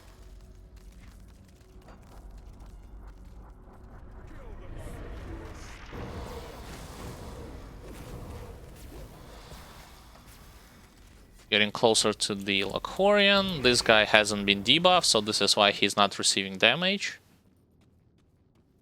You need to keep track of those Void Fiends. Like I said, they do have, or Void Leeches, a high amount of vitality resistance, vitality damage resistance.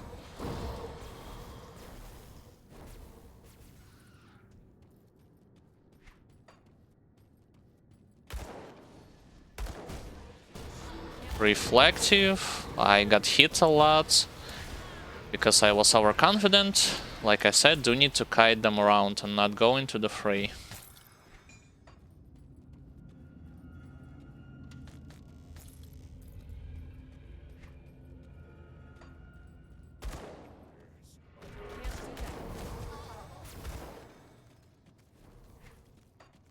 The only way that you can quote-unquote get blown up is if you haven't stacked your totem, especially the ones that are healing you, and if you quote-unquote have eaten too much of your melee auto attacks, and at the same time getting hard crowd control effects such as stun, freezing effect, so on and so forth. This is why I strongly advise you to pay attention to every melee guys that you're fighting, as well as some of those range guys that are hitting you very hard.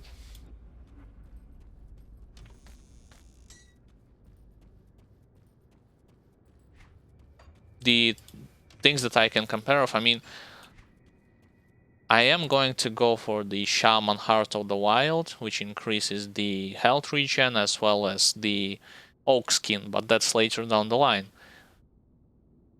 I'm going to level up with the 1, 10, and 10 when it comes to those skills. And when it comes to Occultist, yeah, like Blood of Trick will give you health regen, especially if you're going to press on it, because it doesn't last that very long time, and as you can see, 50-second skill recharge, 30-second duration. So when it runs out, you're going to activate this again.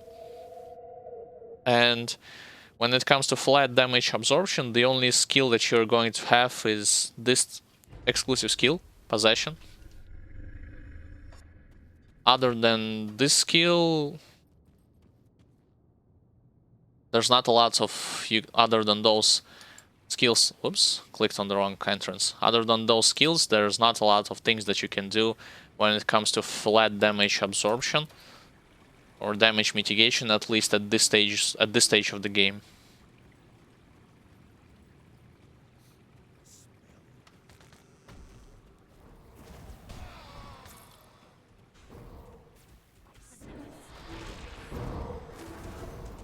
So like I said, your curses, your kiting ability comes up front. It will be always your priority number one.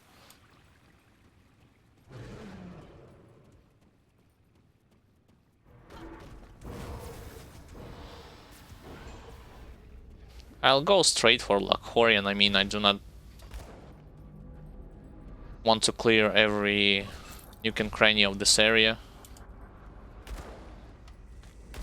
That skill's not ready.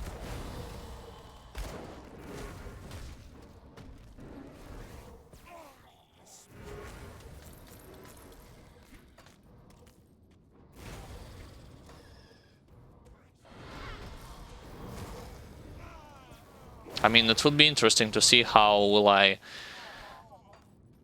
go through the Bastion of Chaos, especially knowing how much of those melee monsters would be there.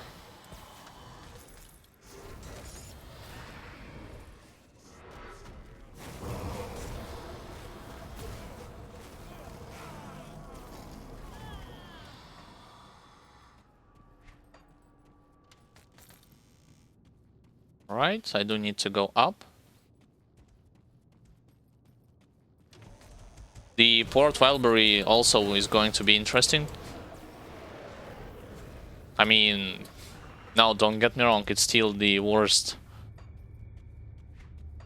in my opinion, worst design and the toughest roguelike dungeon. I mean, how well this character is going to be performing there. This is what I'm talking about when I'm saying how interesting it would be to see how and by what means I'm going to overcome certain challenges there.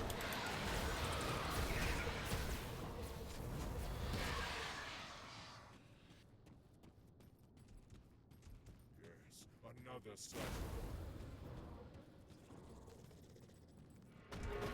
that. Alright, almost reached the desired area. Those guys are stuck. Oh, an elite. Okay.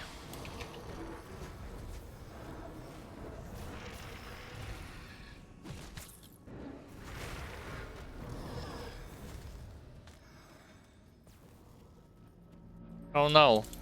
This path has been collapsed. So I need to find another way in.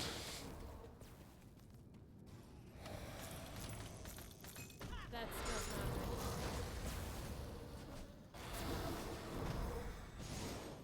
ready. Let's not miss those Tonic seals of binding. They are super important. From early and up until the late game stage of this game. Those seals as well as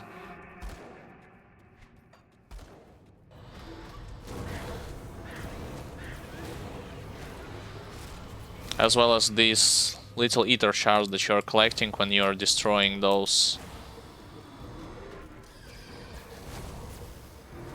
ether clusters.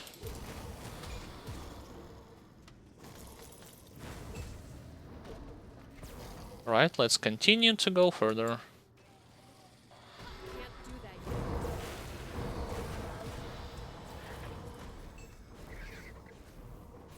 Yeah, as you see, if you haven't debuffed those white parasites, they usually, with the debuff on them, they take like from 1800 and more damage, and without this debuff, they took like 600 from one of those totems.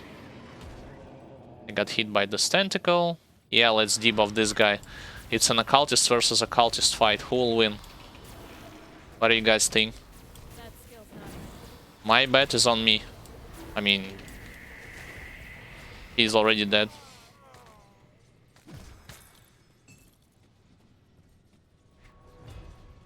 So I do need to... Oh, actually I didn't. Then I'm in luck. I can just go and finish up the Lachorian. Can't do that yet. He shouldn't be that difficult to deal with. Especially taking into account how this boss fight just in general unveils for the casters. Casters have the advantage, in my opinion. Do I even need to go for those ointments? I think I don't. Yeah, let's just go without it. Ulgrim charges straight into the fray. That skill's not. Yeah, it's kinda hard to see whether or not I debuffed him or not. Can't do that. Alright, those tentacles I do need to destroy, as well as those elite guys. And then let's switch back my full attention to this poorly Lockhorian.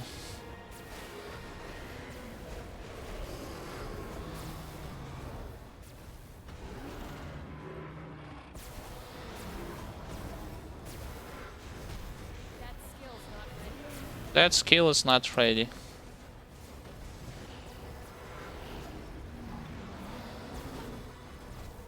Yep, he's been dealt with.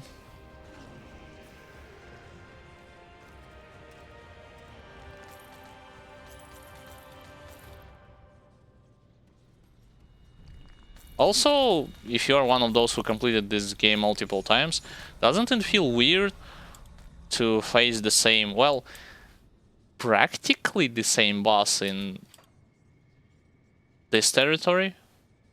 In the Ogdenbach? I mean, yeah, it has the different types of damage and whatnot, but when it comes to the model that this boss is using, they are practically the same.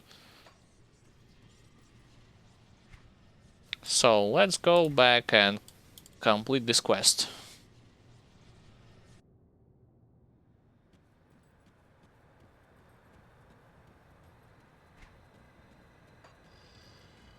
I'm not going to go into DLC yet, because I haven't completed the Outcast as well as Hidden Path quest line.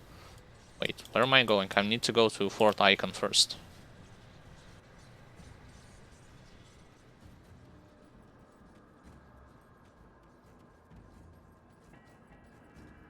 Then I need to speak with this guy.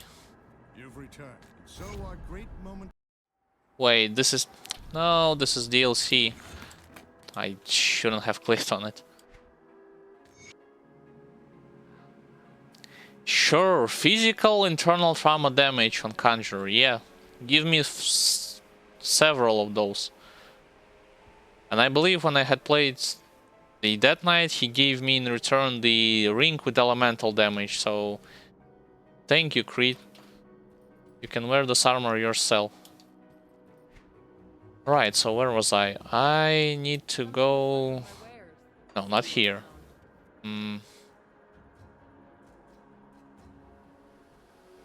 Commonly good looks? Oh, it's the aesthetics. Let's sell some stuff Come see what's left of while I'm here.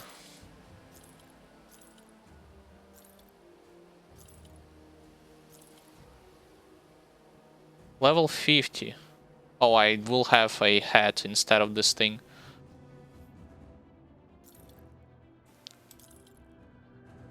Bleeding damage, no thank you. Cold. Fire damage, heater damage. Two-handers as well. Why am I even looking at two-handers? Elemental with pets. Yeah, so these are the items that I'm talking about. So level 50, Mighty Assault Legguards of Soleil Menace. Vitality damage. Yeah, without Vitality Decay, but nonetheless. Better to have them at this stage. Well, as soon as I'll reach level 50. Acid Poison. 450, 585. Retaliation. No, thank you. I do not play or plan to go with any of the retaliation effect. I mean, the one retaliation effect that was weird, in my opinion, is lightning retaliation I saw on some of those armor. 100% fire and bleeding? Oh, well, not bleeding, but fire resistance. Or actually, no, I sell this.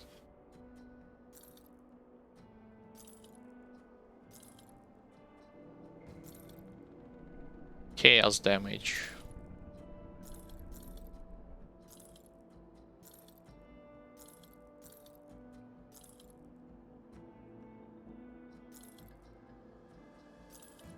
Alright, so only those pants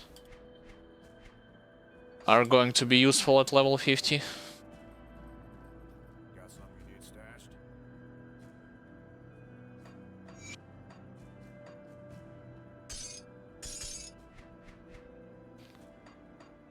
Fine, let's put them into this stash. And what haven't I done? So Depraved Sanctuary, I think I'll not go. Actually, can't do it to get more reputation from the Devil's Crossing.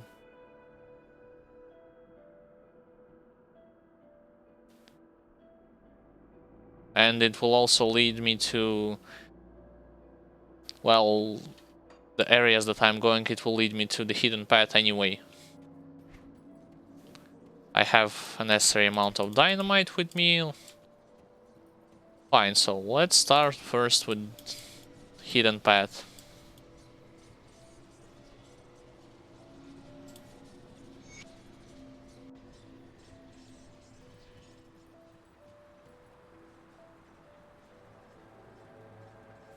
Yeah, they are trying to say that I do need to go back to Inquisitor and start the DLC. Yeah, as soon as I will finish all of the stuff here, I will go back.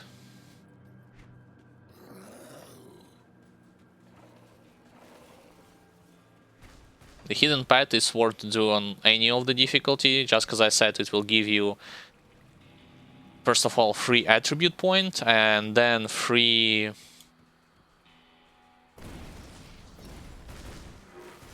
skill point. So 3 difficulties means 3 skill points as a reward, and also 3 attribute points.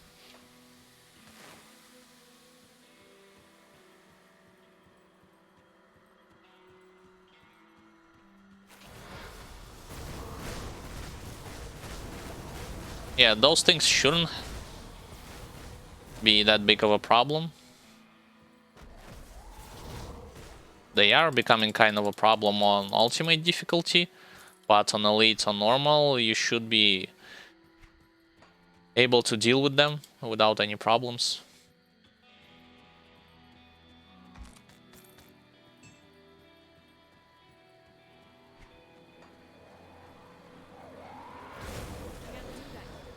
Oh, it's an ambush.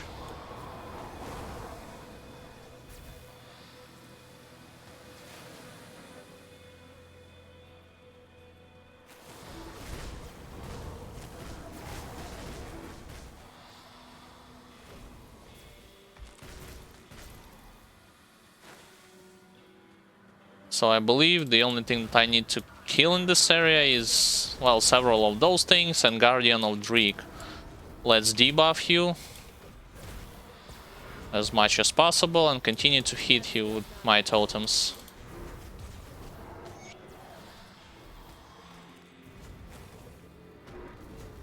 Oh, it's actually with the Homestead, not with Devil Crossing. Oops, my bad.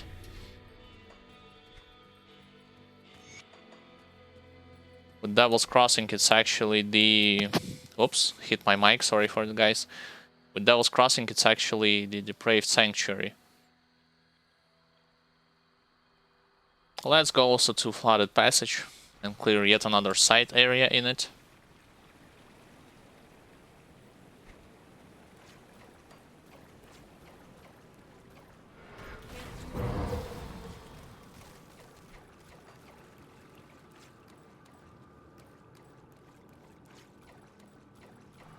The area which you might have remembered if you have played this game, and there is a passage that you can blow out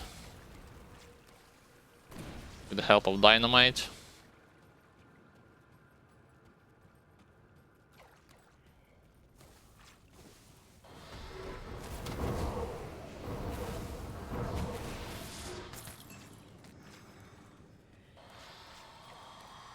Yeah, it gives reputation with robbers.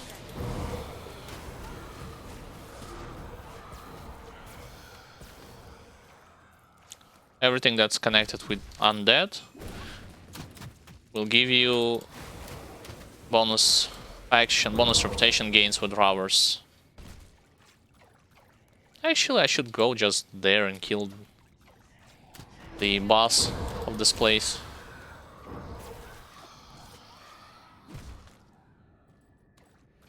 Oh, this area to him is blocked. I need to find another way in.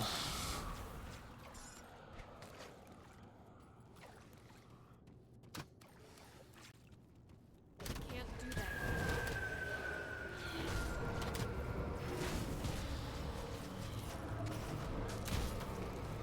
Let's see how much skeletons he will able to summon.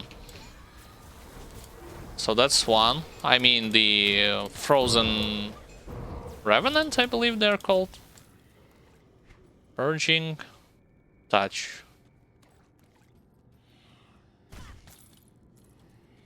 Yeah, now that he is dead, the only thing that I need to collect in this area is a loot from an from an exalted stash.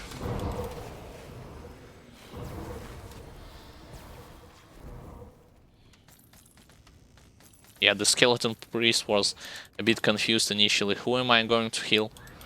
Those ghosts or those skeletons?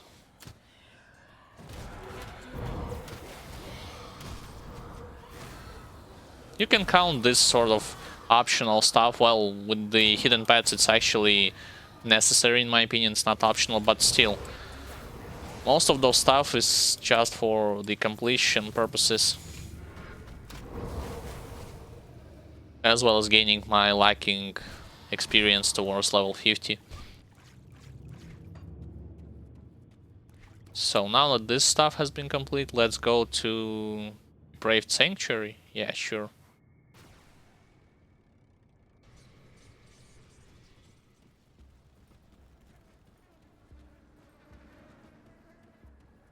After Sanctuary, I'll go for the second part of Hidden Path, which is in the Broken Hills.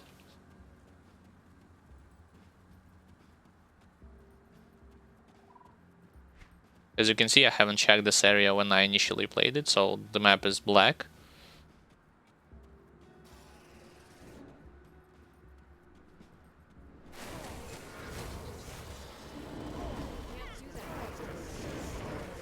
There is a chance of an elite spawning in this area, but right now there are mostly occultists.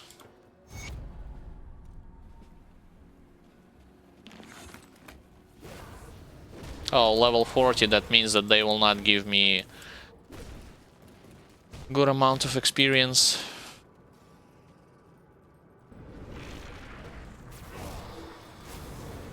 Because usually this game warns you if enemies are much lower level than you, you'll not be having from them good amount of experience or craftable items.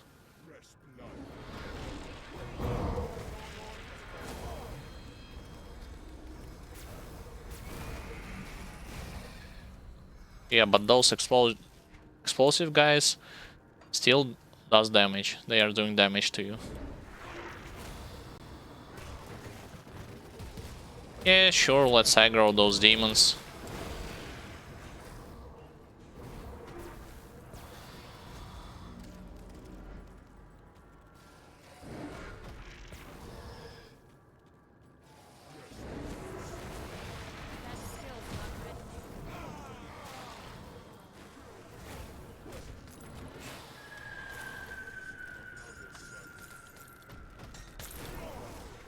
The thing is that this area might be useful for you. There is a certain item, actually a weapon that can drop from a Salazar Tonic Blade, which is a boss in this place.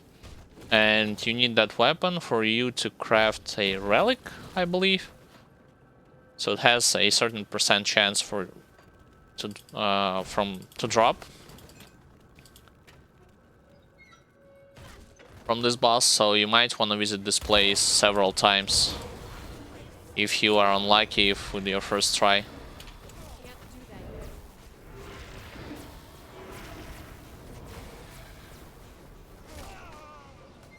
I got a mantle from him. It's actually a blade.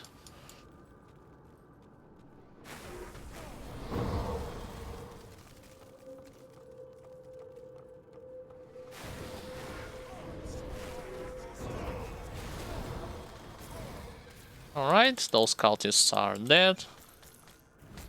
The only thing left to do is to search this place for all of the remaining loot. Oh, and also the hidden path questline will give me my liking point when it comes to leveling my Revenant constellation. So this place has been scattered. Let's go into Broken Hills.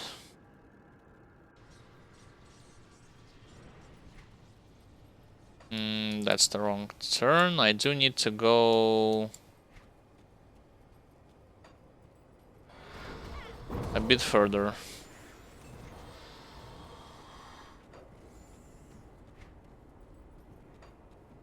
Yeah, I believe towards this area.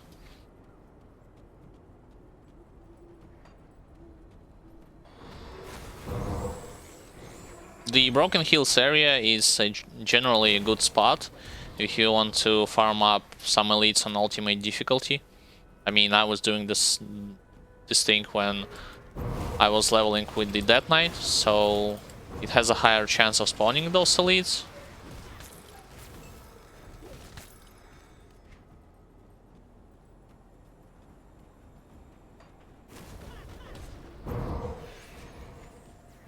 And as a bonus, you'll get your liking reputation with the homestead if you haven't been able to reach the revered status with them yet.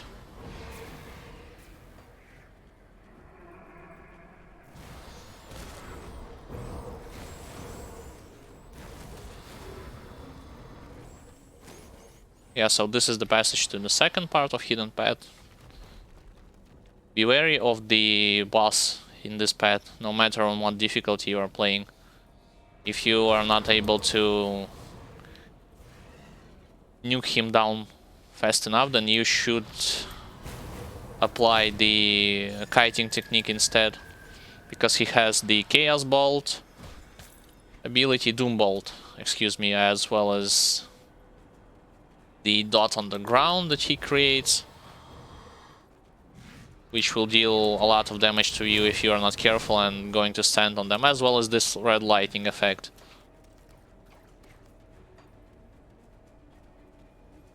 That skill's not ready. And also, when it comes to my character, he hits me in melee range pretty hard. So no standing in melee range against him. Well, good thing that my totems have dispatched him. Yep. Second part of Hidden Path questline. Let's go for the third one.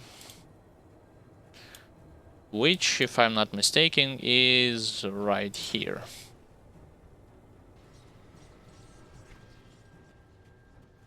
Yeah.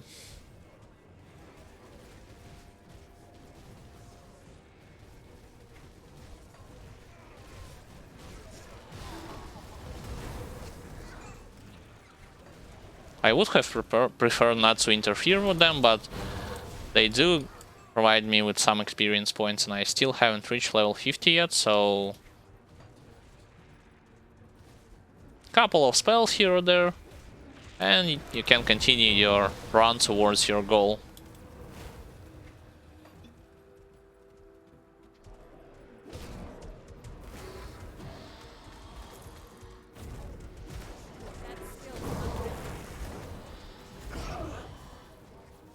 Did they drop something? No. Was hoping for those seals.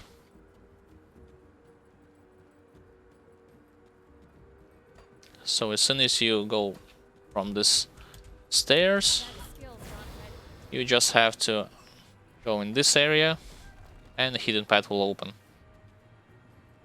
Oh yeah, the dog that hits in melee range also hard, so One more target that I need to be careful of. It's a Guardian, I believe, of Bismael.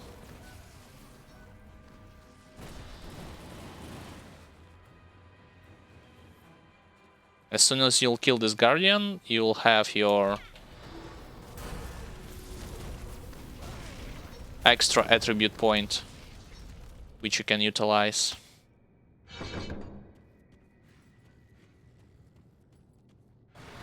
A lot of monsters. Do need to go back a bit. Usually they do some form of a trap against you. I'll put some points to physique, yeah, like here. Right here.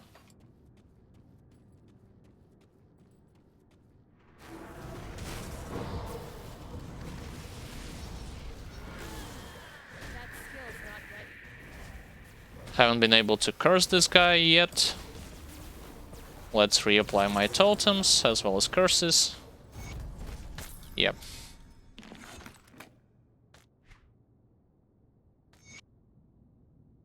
So there's also an optional boss in the next area. I mean, let me show it to you what I mean.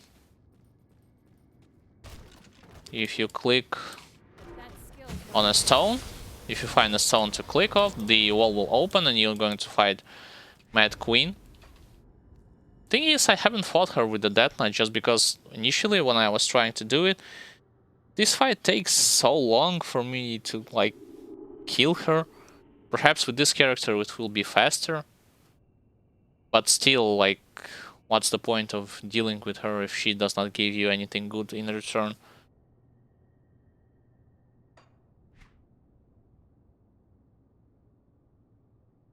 Like, just for the purposes of showing it to you.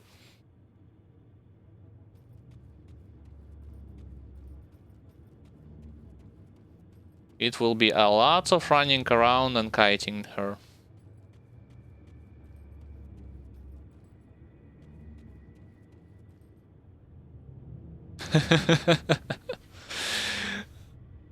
Nice. Well, if you think of it this way, it's kind of logical, don't you think?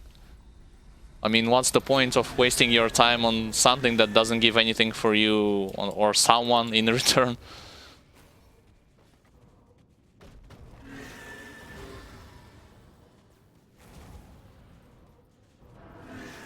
She will heal as well. It's an annoying boss to deal with more than anything else. Excuse me. Especially if you're playing like a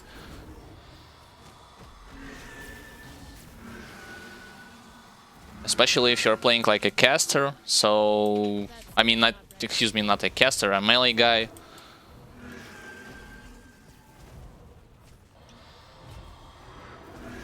that skill's not ready. Yeah, sure. Keep shouting, I'll keep running. That skill's not ready. Yeah, so with this character, actually, the fight actually lasted way. The fight was way shorter, but what's the deal? I mean, I defeated her, and then what? Like I said, you're not going to get anything in return.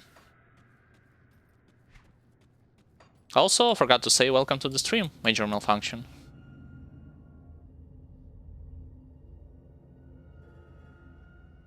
As well as welcome to the stream, Alicia Laura. Well, the thing is that even on ultimate difficulty, how much of a chance she has of dropping this semi-weapon?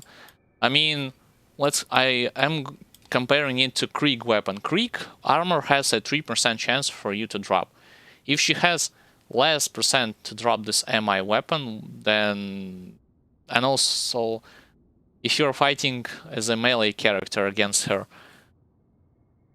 it's going to become dangerous to fight her on ultimate difficulty. Because of her aura that heals her and gives her the ability to shoot the spikes. That creates a shotgun, quote-unquote, effect that can one-shot your character. So Yeah, if you... Oh, between 5 and 10%. Yeah, if you desperately need that weapon for you to become stronger, tougher, so on and so forth, then yeah, like, go for it. So where was I? I was going to go for the hidden path, the final quests, which was in East Marsh.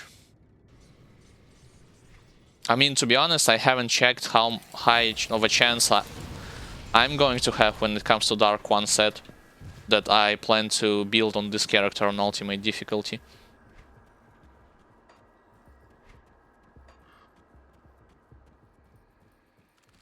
That skill's not ready. So I do need to restore this bridge. I do not have scrap with me. 10 scrap. Sure. Did any of my faction reach revered status yet? No, but Ravers will be first.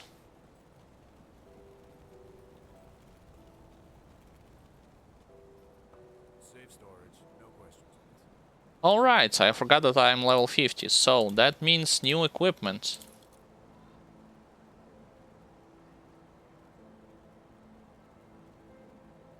Yeah, because of the stun resistance. 475 spirit.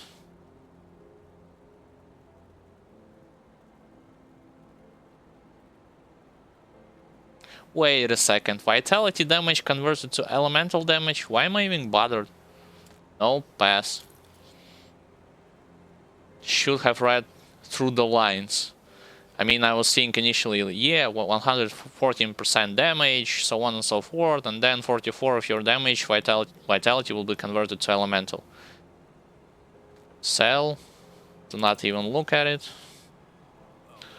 And I do need a better head from Black Legion, guys.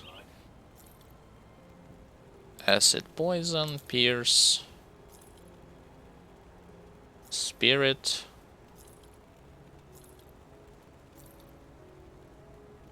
Chaos damage, no.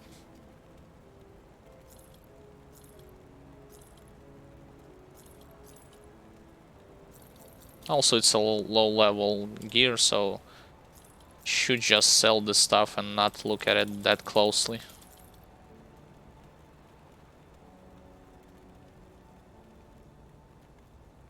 This is a bit better. Vitality damage, offensive ability without decay. Yeah, but why is it has +2 to savagery, which is a skill that Shaman uses. I believe it's this thing. So you need to melee attack a monster.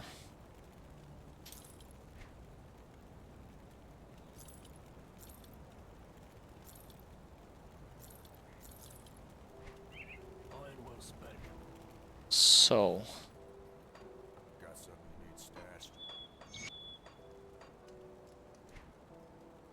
yeah, those stones I'll be wearing in my inventory, because I do plan to go for the East Marsh.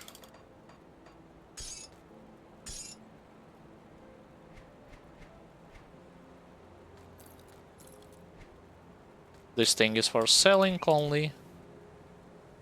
And I forgot to sell those boots. See anything you like?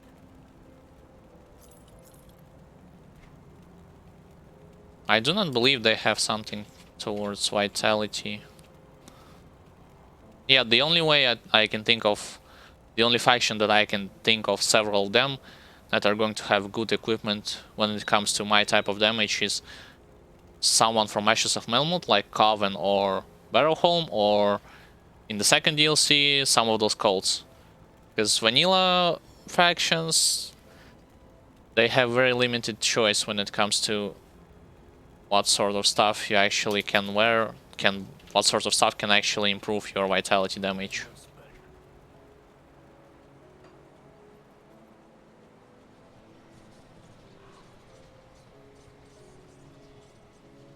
Let's go for the Black Legion and buy from them that hat, that helmet that I was talking about. It's going to be same looking helmet. Just it will going to have a better armor on it. Come see what's left of my wares. Oh, and I am honored with them. Yeah, but level 55, so...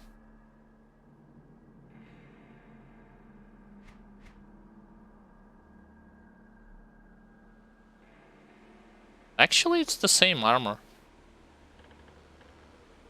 More chaos as well as a lot of ether resistance. Yes, please.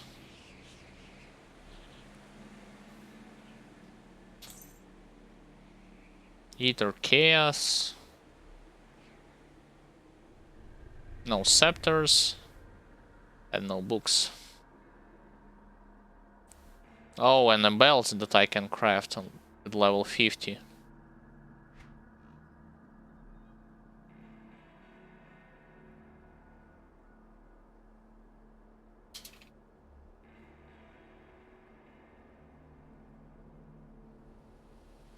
Those are for two-handers, those are for weapons, shields, and caster offhands.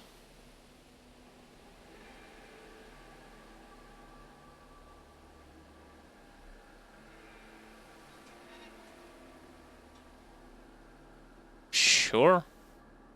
Instead of those that are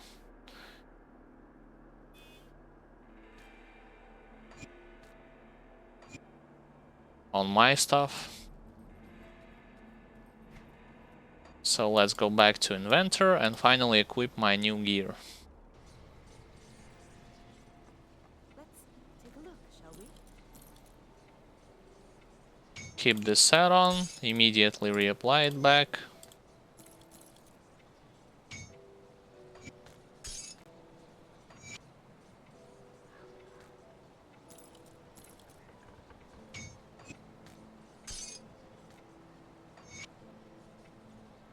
Bring me back something interesting. So let's go towards East Marsh.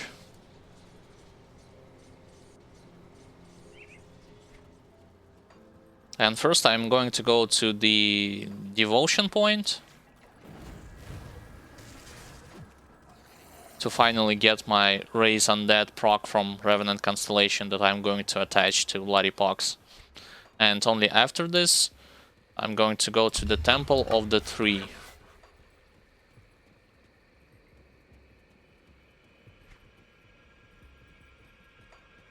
Also, do I even need to kill this boss? This troll boss, which is at the bottom? I mean, I can.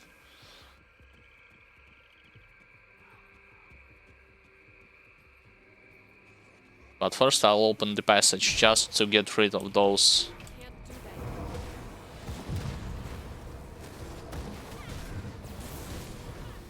that. Just to get rid of those stones from my inventory.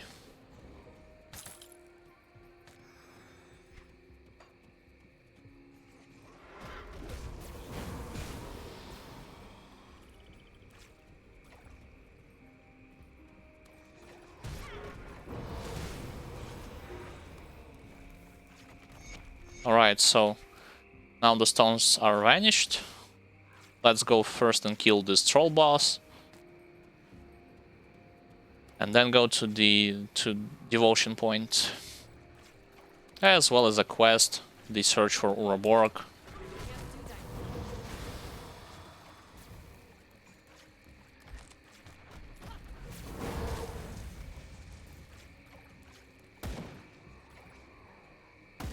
Why can't I?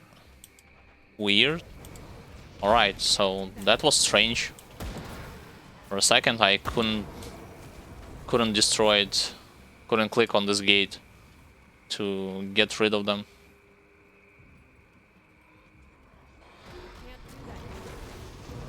Alright, this guy actually aggroed first, so... That skill's not ready. And he should be dead. Yep.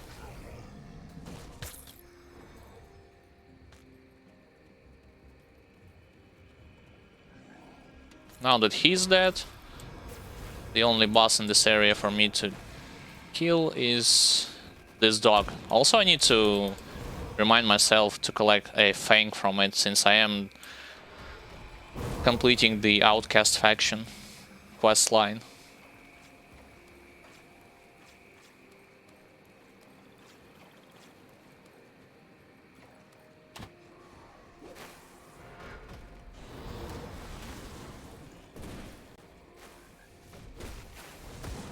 Alright, an elite there.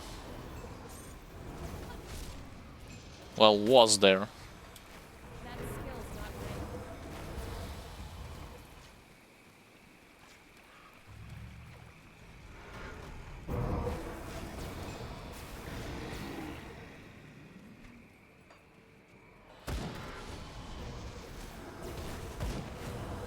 Can't do that.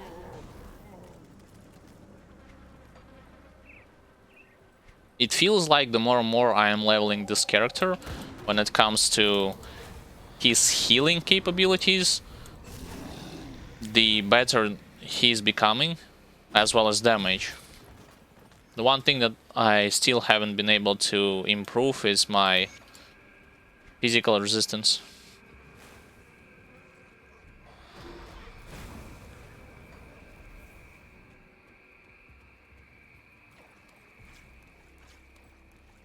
But like I said, that's mainly due to the fact that I have a low armor rating and do not have anything that will act as a damage absorption or mitigation ability just yet. I mean, I am going to level up wasting on Bloody Pox, which will reduce offensive ability of my enemies when when Bloody Pox is procced on them. So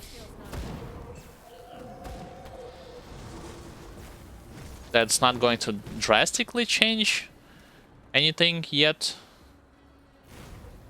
but still some improvement at least. Can't do that.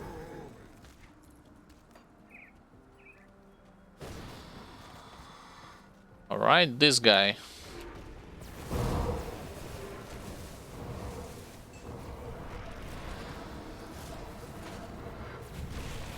He teleported. I forgot that he has the ability to do it.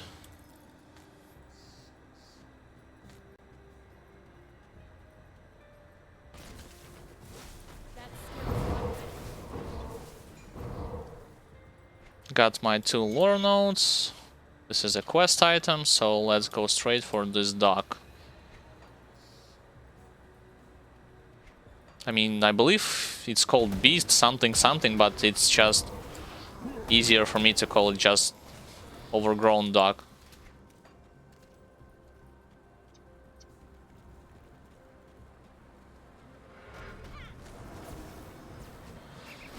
That skill's not ready.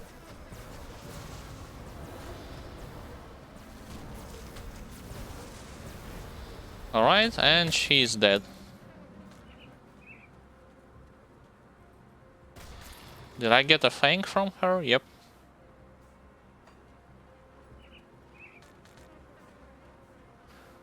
Right, finally. Got something with vitality, damage, and decay. Why bonus to... Yeah, like bonus to pets. Crown Slam, Ember Claw? Sure. So... Devotion.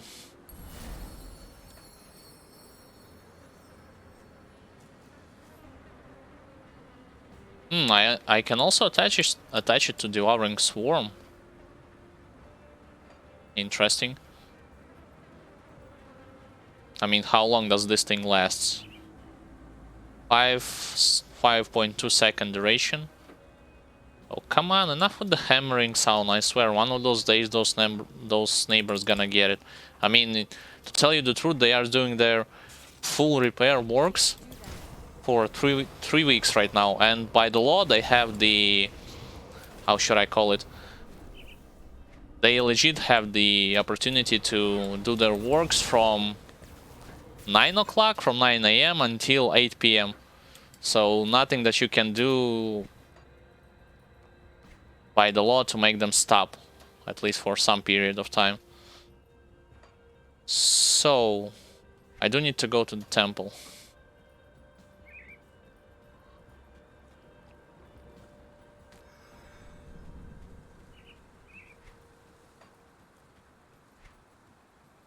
almost finished with this bloody pox. Well, you have to keep in mind that 2 of my rings, which are those ones, give +2 to bloody pox effect. And after this thing, I'm going to level wasting. Like I said, it's not also because of the fact that it deals more damage, but I'm more interested on having minus offensive ability.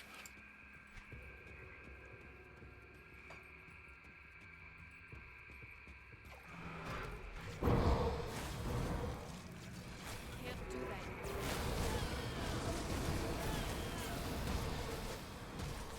Alright, I already see 2 skeletons. 3 skeletons. Yeah, initially they will not last that long, but the more and more you're going to level up your skill,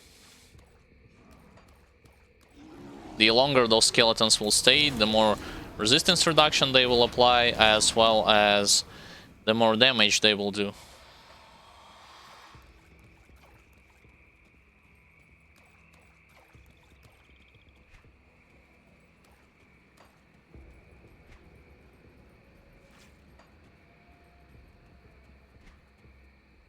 Did I miss my turn to this temple? Wait a second. Oh, there it is.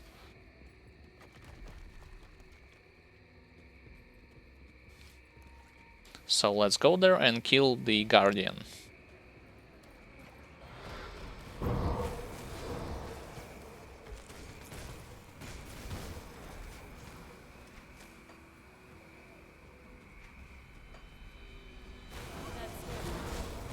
Yeah, at this point leveling becomes easier with every improved skill point, but like I said, the only way that I'm going to lose my character is if, first of all, I am not going to be careful against those heavy hitting melee attacks. And the other thing would be if I'm going to get chain crown control effects such as stun, freezing effect, as well as... how does it call an effect that your character is turning into stone? Petrify? Yeah, I believe something like this. The thing is that the longer the fight goes, the stronger the Conjurer actually becomes, because of the fact that he will be stacking up those totems, applying new debuffs, so on and so forth. That skill's not ready.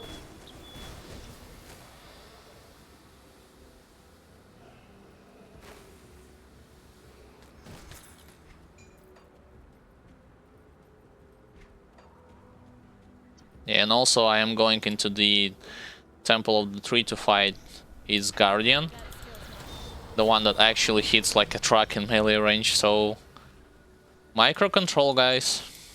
You'll definitely have to have at least decent skills when in terms of playing this character efficiently.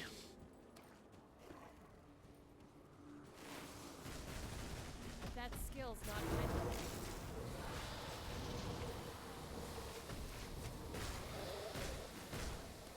I am waiting for this poison to run out.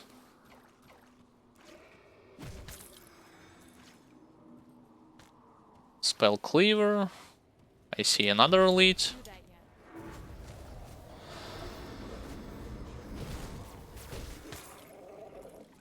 Void Forged Battle Plate. Physique 645.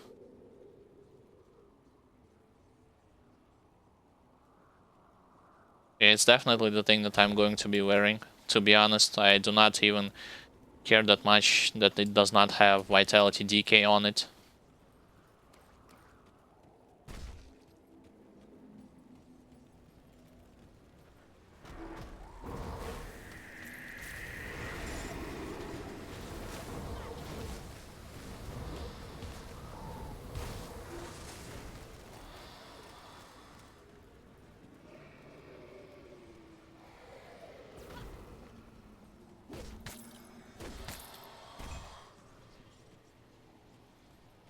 Oh, and I forgot that this place will have a devotion altar of its own that I can utilize.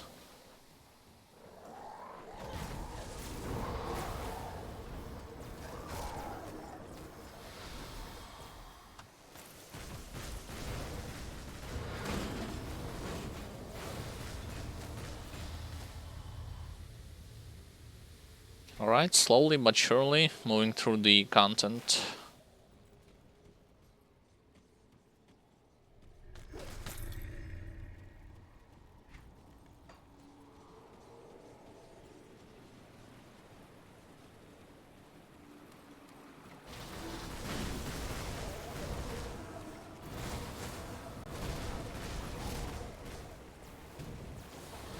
Yeah, they have a debuff that give them extra fire damage, especially in close range. So this is why when you see few of them coming close enough to my character, I'm getting hit a lot, not gonna lie.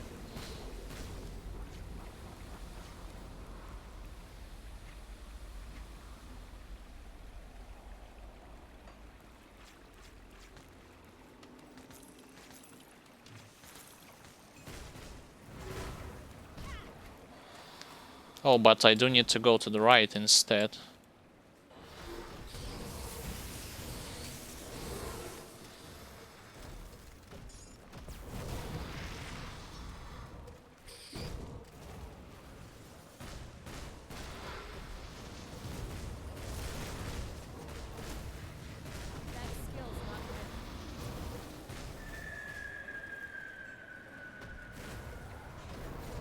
Two elites. No elite.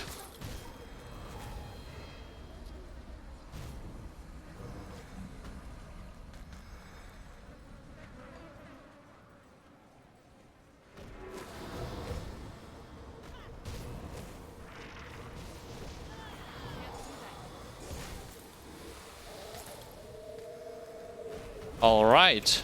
Now that's actually dangerous because those demons hit a lot in melee range, but good thing that I had my totem prepared. So the only thing for me that was left to do is just bait them into the totem setup.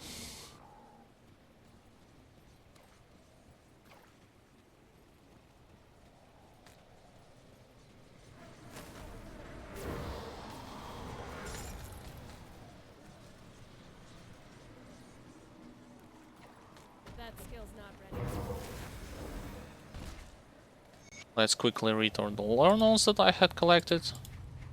Oh, the previous one I already read.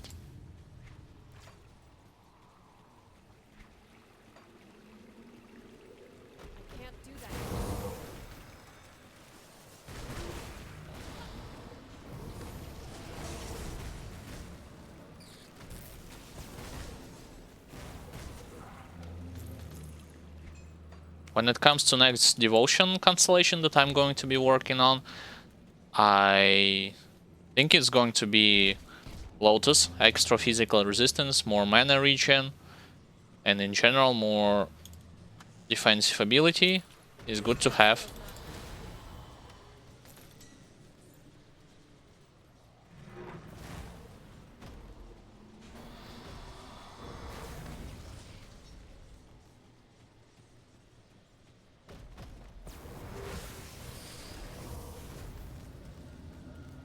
Let's aggro those dogs towards us.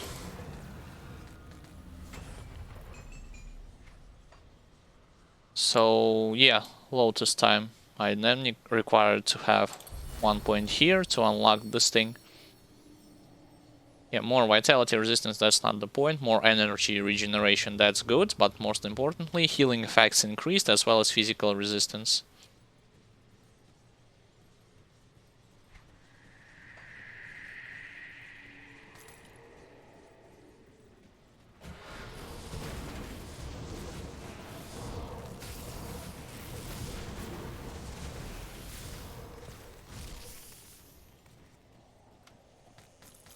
Getting closer to the Warden boss fight. I mean, not the Warden, the Guardian. With Warden I have already dealt.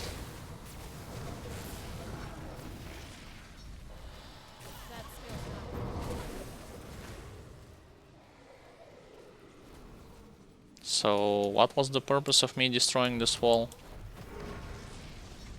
Nothing.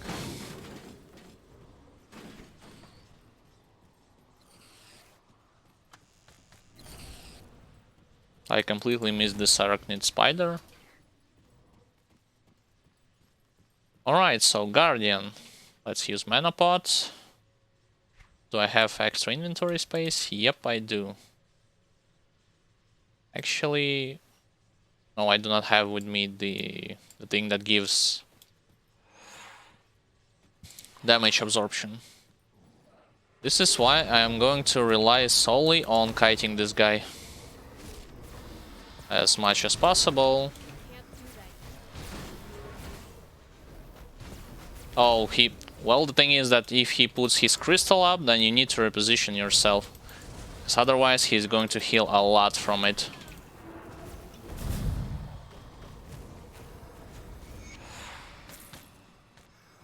Yeah, he's not that difficult on normal, but on elite and especially on ultimate, even with my Dead Knight character, he hit me a ton.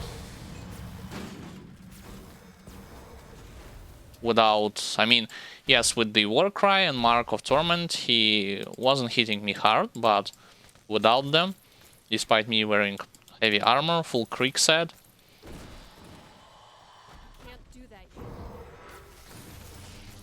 things wasn't looking so good at that moment.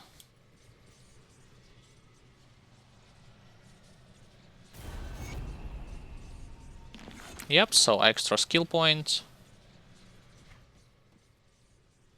that I'm going to be putting towards Bloody Pox. And what do I need to do? I need to return to Port Icon as well as Sorrow's Bastion.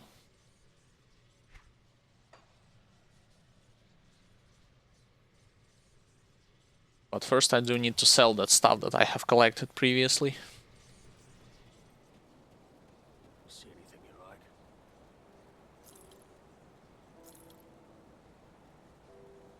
Oh yeah, the Legion Retribution and the Origin of the Slit, those two quests, to be honest, I do not want to complete those. Running through Acid that does not care about your resistances, as well as Ether Ground.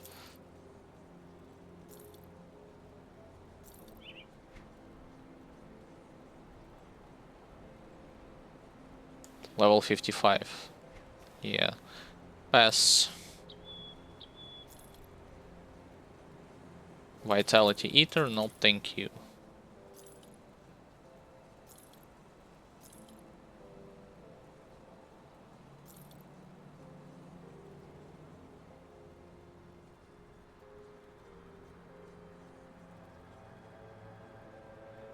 Reduce freeze duration, more chaos resistance.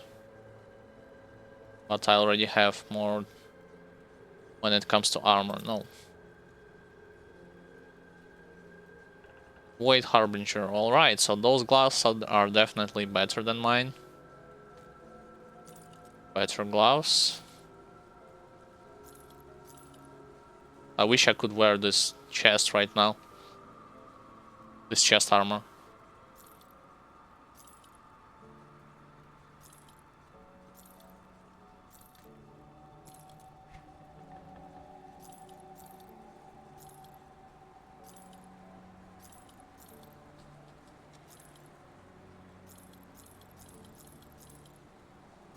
What about this medal? All damage, vitality damage.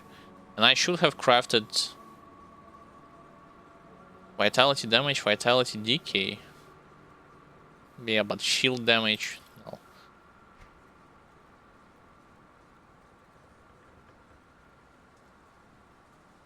Shaman's Assault, Helm of Soleil's Menace.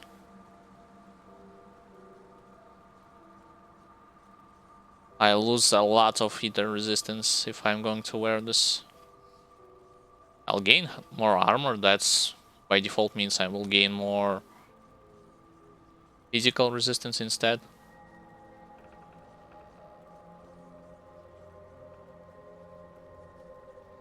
Let's save this helmet for now. Iron well spent. Oh, gloves, yep. Let's not forget about them. Change them with mine. Let's take a look, shall we? And keep this add-on on. Be safe out there.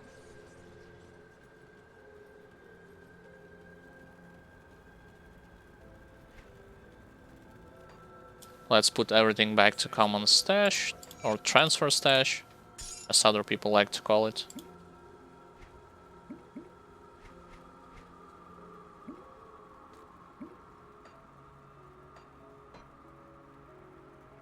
And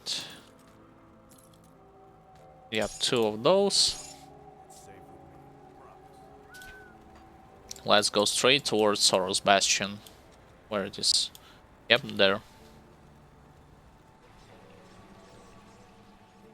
Homestead, I believe, will reach first. Actually, it's either Homestead or Rovers will reach first the Revere status. And that's already on normal difficulty. I mean, yeah, it's with the help of those writs that give you 100%, 150% bonus reputation gains, but still.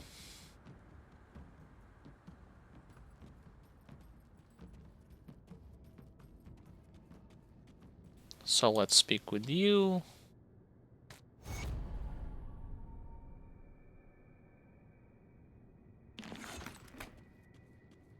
And I believe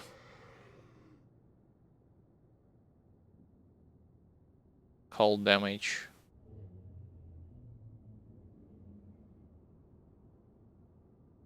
Vitality decay, damage and bleeding resistance. What mine gives?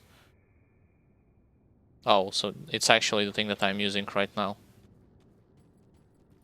And let's go into Fort Icon.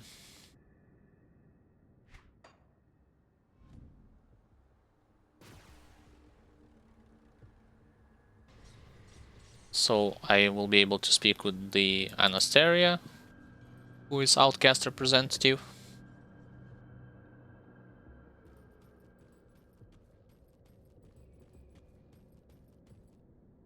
I always wonder why this place is sealed. I mean, when I also watched on the YouTube, if you are going to attack her and kill her, this place will not be opened. So I do not know what lies throughout this corridor. I mean, perhaps it's a area for future content? Question mark.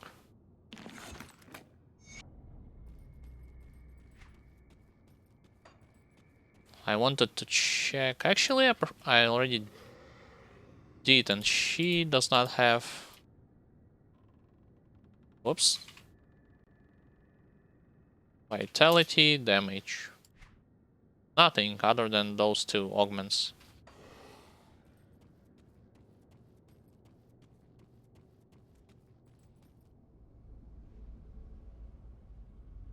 So I do need to go to Steps of Torment. Well, this will be easy.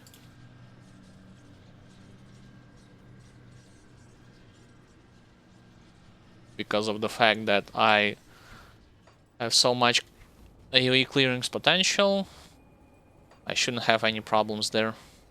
I'll just rush straight to the Alchemist guy. Well, straight to the quest guy and then to Alchemist. I'm not going to full clear everything there.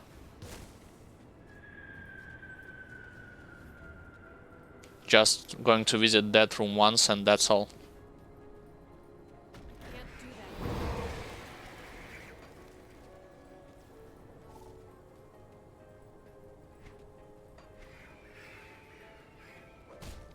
So the next level I'm going to finish up with the box itself and went straight into wasting. With putting also the points towards the mastery bar. I mean, with the one into skill, 1 into mastery bar points allocation. Because after level 50, if you haven't known, you'll be getting 2 points instead of 3. And I believe after certain level, you'll be getting. That's a lot of damage. Oh right, 63% pierce resistance. Sure. So where was I? Yeah, after a certain level, you'll start to get only 1 point per leveling up.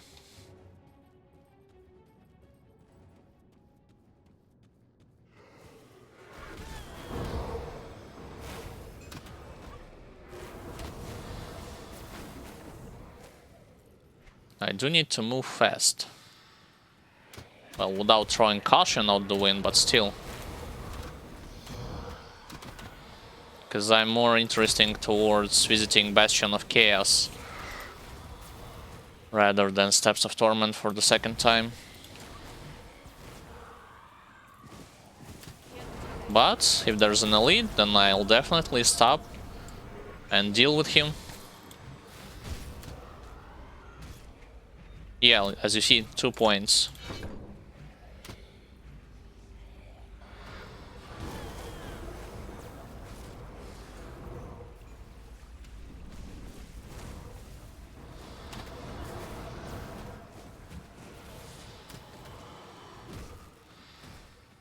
Let's go into the second floor.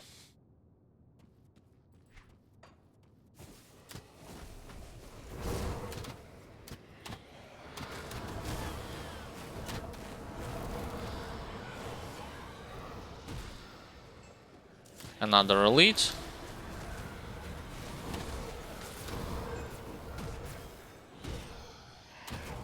With this approach, I will probably miss a treasure trove here or there, but like I said, I'm not going to bother and clear every nook and cranny of those areas, just because same areas are waiting for me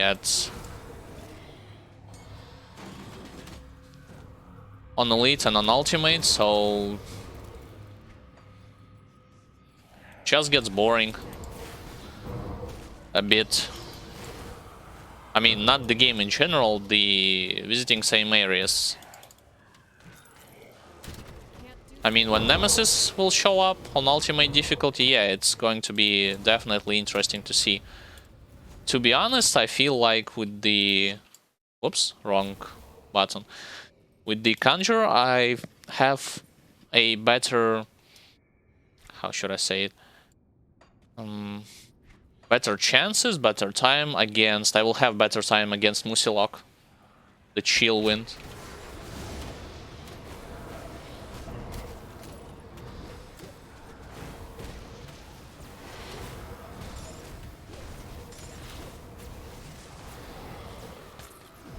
Because of the fact that I'm going to put up a lot of totems, and usually... Well, not usually, the fact is that enemy cannot destroy your totems. Not by single target spells, not by AoE spells, so the only thing then will be left for me to do is just run and curse him as much as possible. And debuff him with the swarm ability.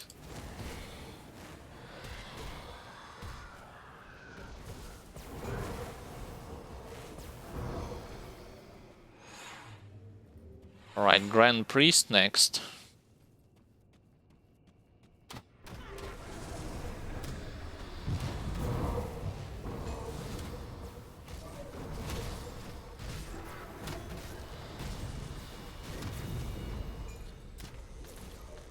Alright, he's done. Got my hated status with the Arkovian Undead. This by default means that you're going to be finding and fighting more elites than usual. And I do not have Skeleton Key with me. Bummer.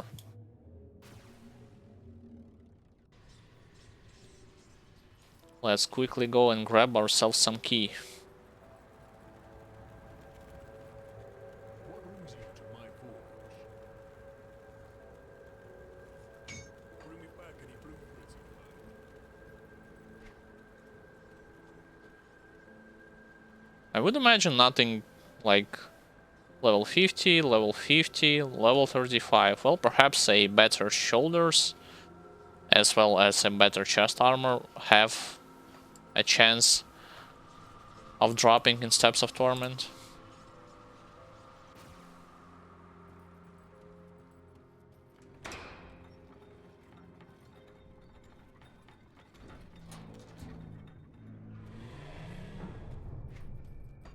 Oh, and also one thing that I should put on my character is glyph. That will allow me to teleport. Just in case I want to quickly reposition my character. You remember when I was playing with the Death Knight, I haven't even put anything to my character when it comes to those glyphs.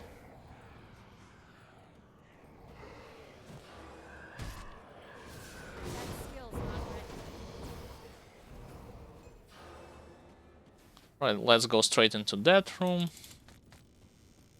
Put up a thing here, aggro those guys, and let the fun begin. That's one wave.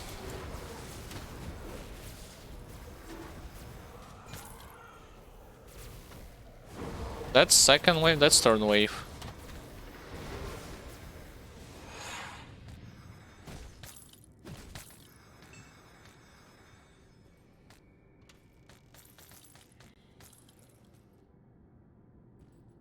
Sure, physical internal trauma.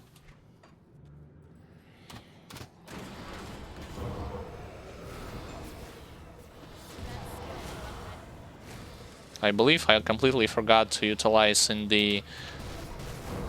that room the Bloody Pox ability. Because I haven't seen skeletons running around those elites.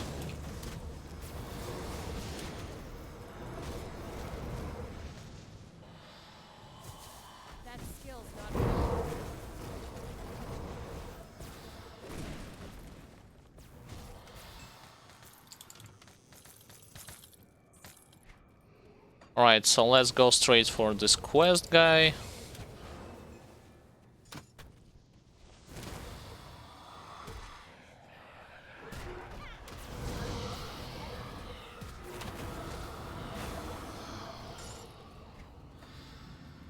So he either can spawn in left or right corridor.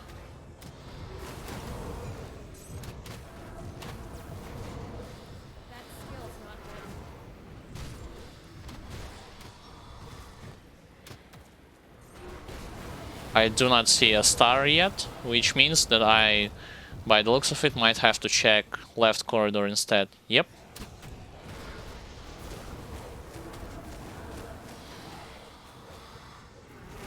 Yeah, because I see only those regular skellies and whatnot.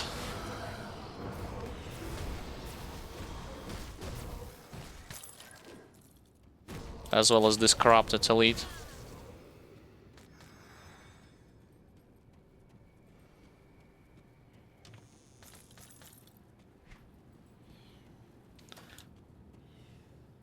Let's check the left corridor.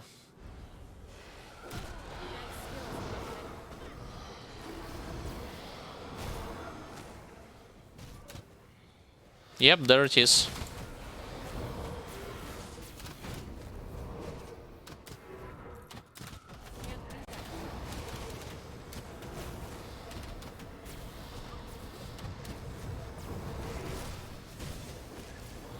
He should be dead. Yep.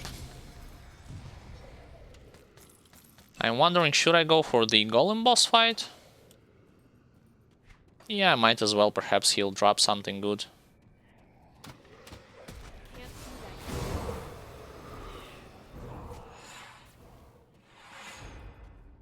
I do need to get rid of those guys first.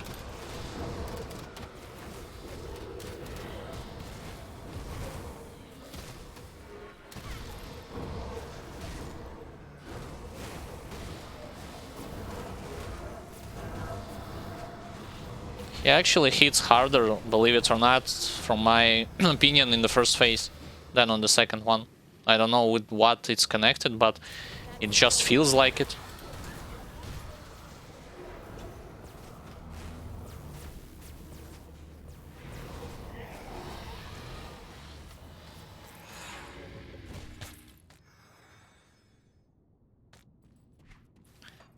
Yeah, the game is making fun of me already. So many physical / internal trauma damage, it's like...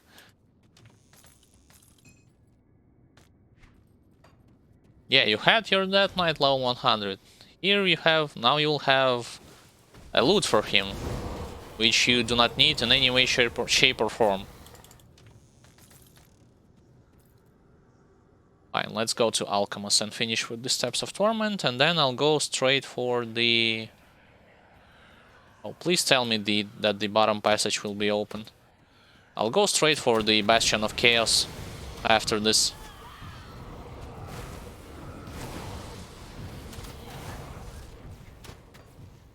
Can't do that.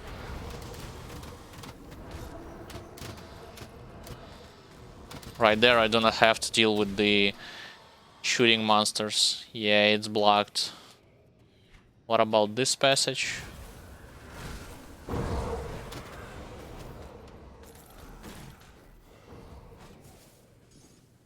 It's not blocked.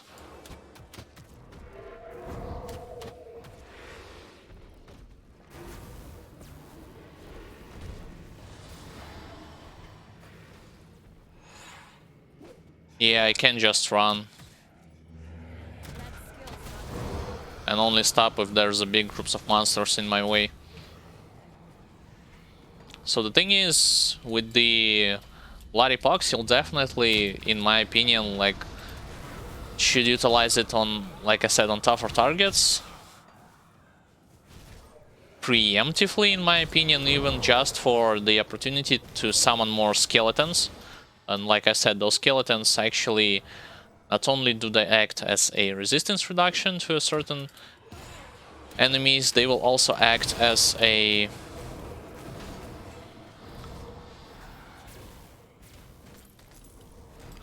targets against which bigger monsters as well as bosses will stack and move back and forward without even trying to hit your character. This is what actually happened when I was facing Mag Dragon, other Nemesis bosses like Musilog the Shield and so on and so forth. So it's beneficial for you to do it.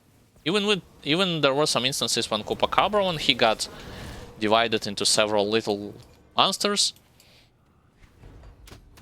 he was doing the same thing. Well, one actually ran straight at me, and the other guy ran ran back and forward between my skeletons.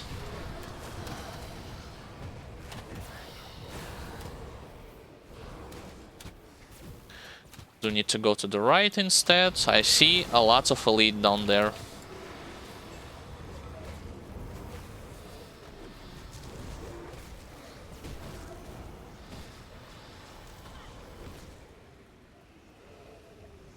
I mean, there was only one. I just assumed by the looks of it, how many monsters have gathered near him, that there was a lot more than one. Can't do that yet. Come on, Alchemist. Let's fight with you again.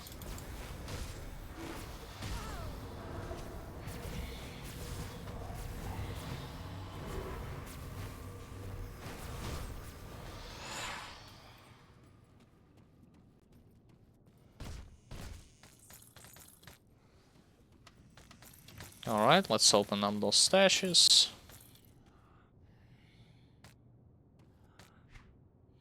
Any blueprints? Glyph of Burning Rifts. Fire Chaos. Fine, fine.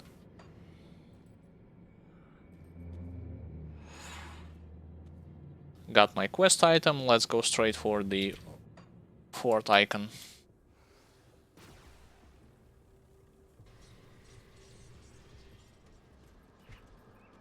How many points will I have? Well, that's a long way to go. With that pace that I'm leveling, I mean one with the in the skill point and one with the in the mastery bar, I'll have my exclusive skill 51 plus 24 at level 75.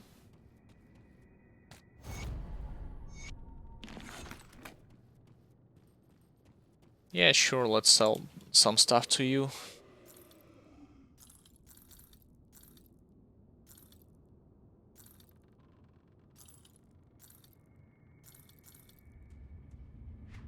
What about this armor? Fire Cold. Thank you. And while nothing particularly interesting is going on, I use this opportunity to say hi and welcome for all of those who perhaps has just tuned in or watched my stream from the beginning, or any of my other videos, or my brother videos concerning Grim Dawn. Nonetheless, welcome. My name is Alexander, also known as Andrievitz, and I'm playing Grim Dawn on hardcore difficulty, with veteran included, playing as a Conjurer, combination between Shaman and Occultist. Main type of damage is Vitality damage, main offensive skills are Wendigo Totem and Corrupted Storm Totem. Currently I am finishing optional stuff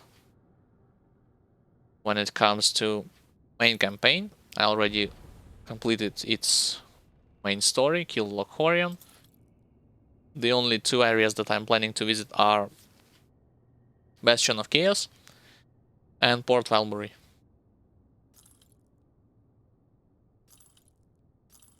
If you miss some of the other parts of this current playthrough and you want to check out them, you can do it on Twitch video on demand on my channel or on YouTube channel. All of the links to it you can find in the description of this video.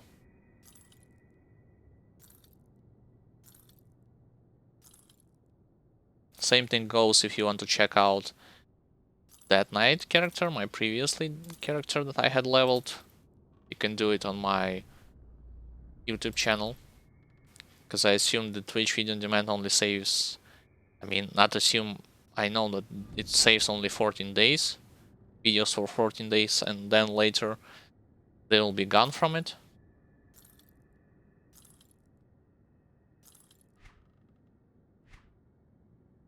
Also feel free to ask any question in the chat in case you have any concerning game aspects or just in general.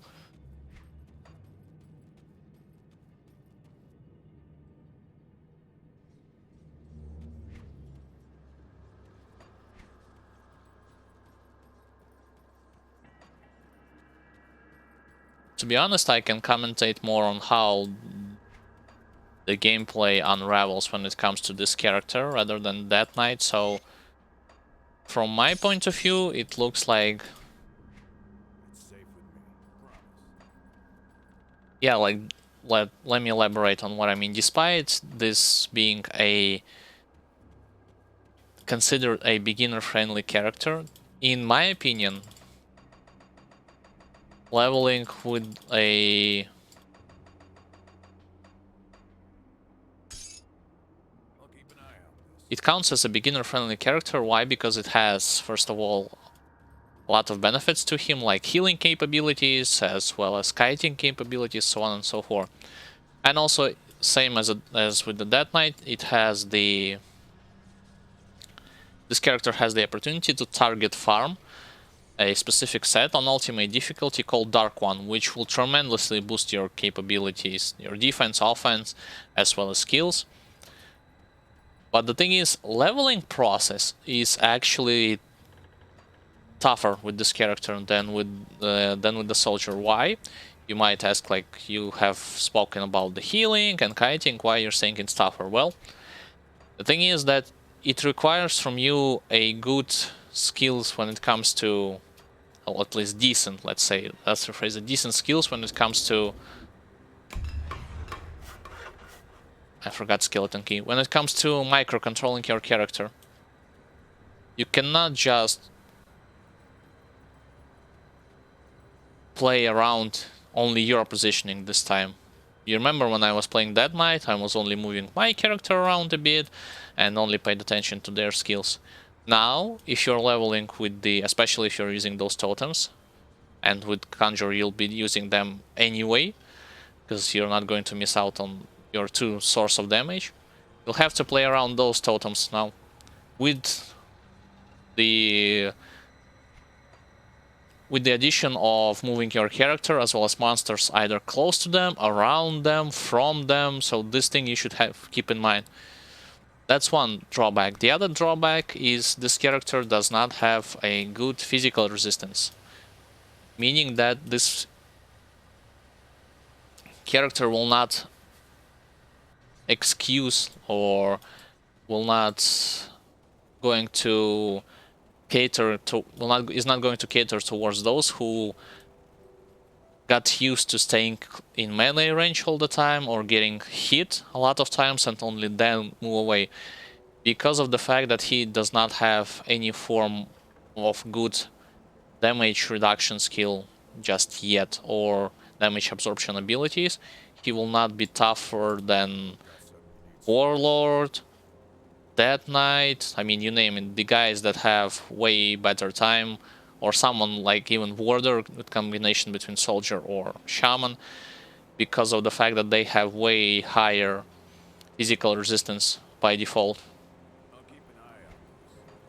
That adds an extra challenge, because now you do not only have to worry about the positioning, your totems, your character, your monsters, but now you also have to be worried of how many hits am I taking.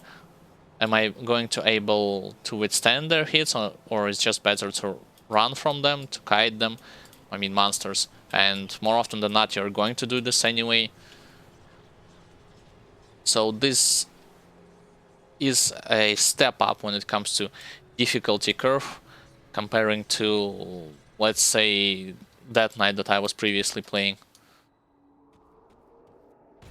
This character is shorter version. This character is more difficult to control. I mean, it's not impossible. You can definitely do it. You just have to get used to those drawbacks that I was mentioning.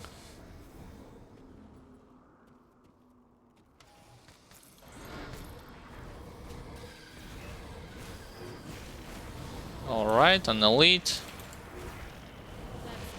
Oh, my totems are not hitting him. So this is the other thing that I would like to add. It's like you're going to also pay attention to whether or not your totems are hitting targets or they just stand there doing nothing.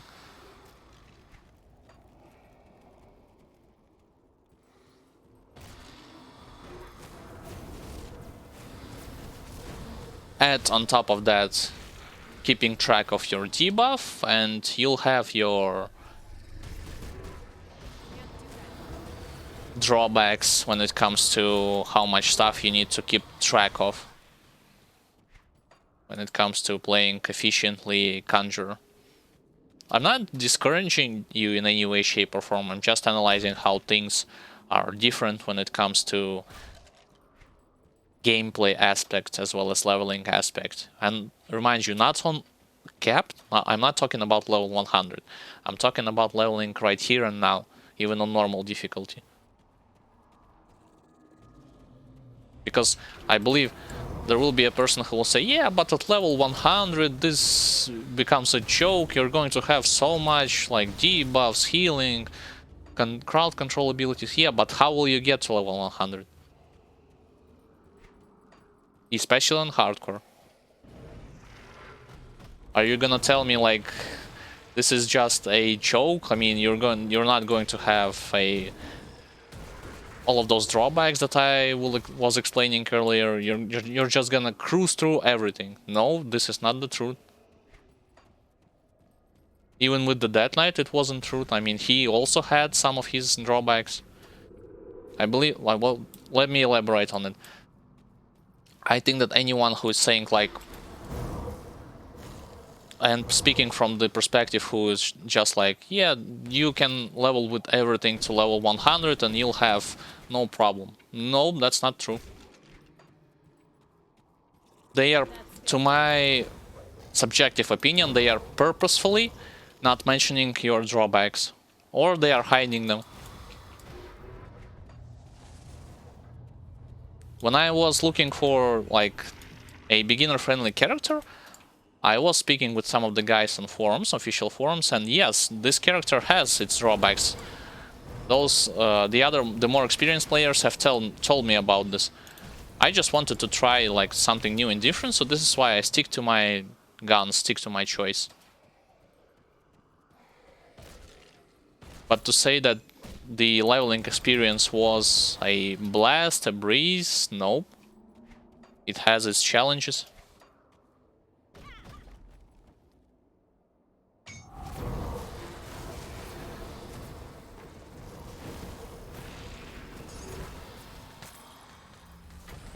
Right, extra devotion point.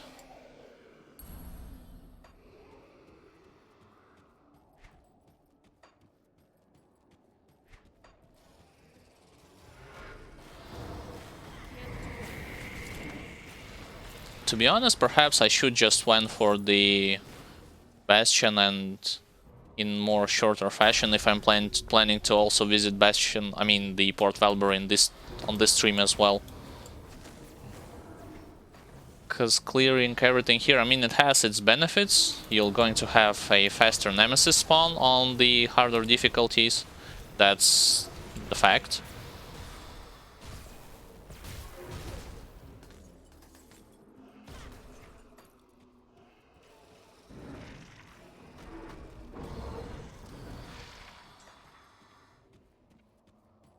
Was hoping to find a treasure trove, excuse me, and I do not see anything that remotely resembles this treasure trove.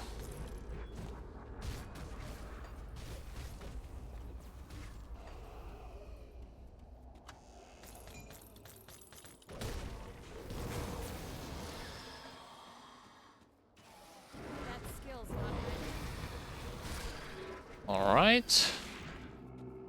Oh, this thing, Exalted Stash. Yep, I'll definitely going to open this up as soon as I'll get to the top of this hill.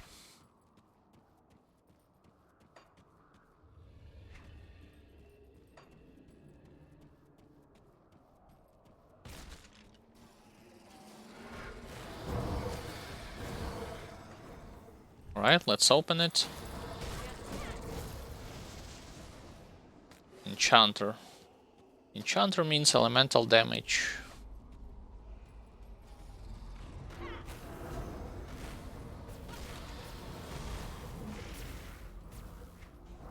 Oh, I do have 2 skill points. I almost forgot about it. So, same deal, 1 point here and 1 point here.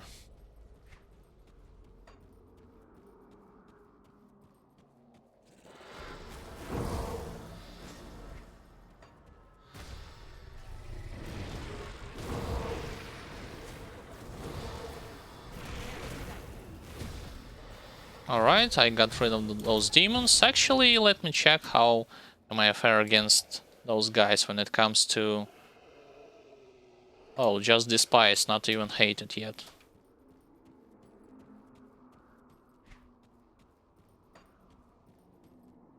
I believe the toughest factions, enemy factions, toughest in a way that you have to specifically target farm their infamy against them, are Hyman's Chosen or Order of the Dead's Vigil, depending on your faction, what you have chosen, or Cronley's Gang. I mean, those are the two that I, even on ultimate difficulty, haven't, on my Dead Knight character, haven't even able to upgrade to hated status yet.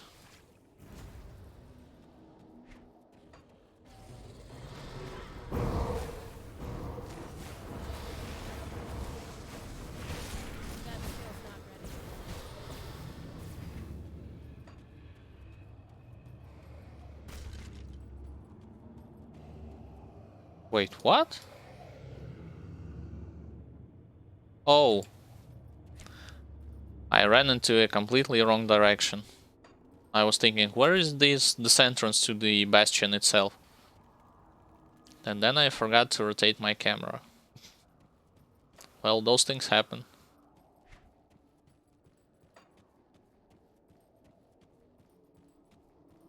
The one more damaging skill that I'm going to utilize is going to be Sigil of Consumption with the Destruction. So, when it comes to damage skills, like I said, Bloody Pox,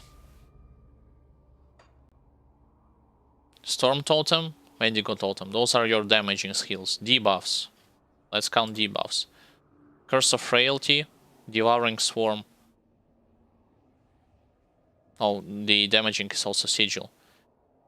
And Bloody Pox. So, Curse of Frailty, Devouring Swarm, those are your debuffs.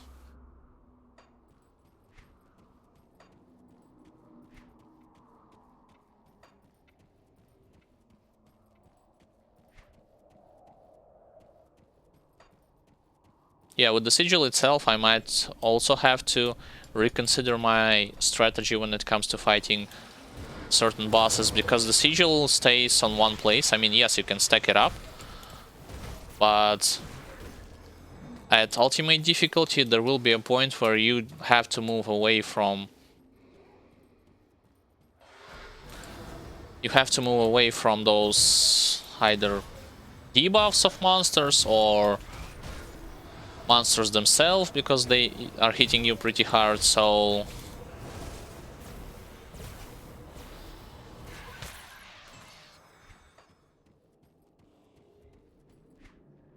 Alright.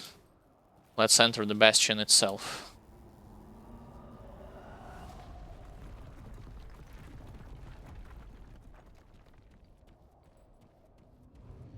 I already see an elite right there. Something immortal. That skill's not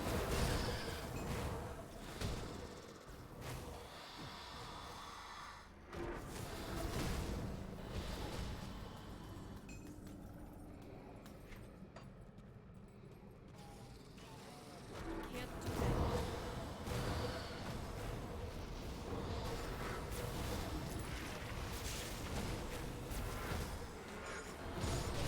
Alright, he's been dealt with. Let's go directly onto the first floor of the bastion. Hopefully my resistances would be more than enough on this difficulty to full clear it when it comes to chaos and vitality damage.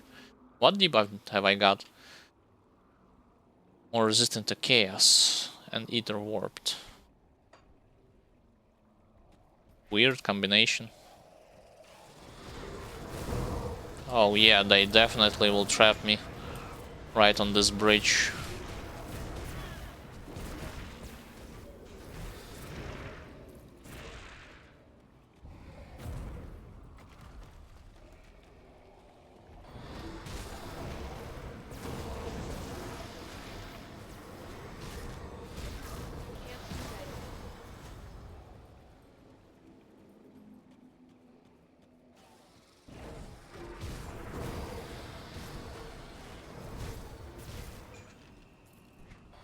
So far, nothing worrisome.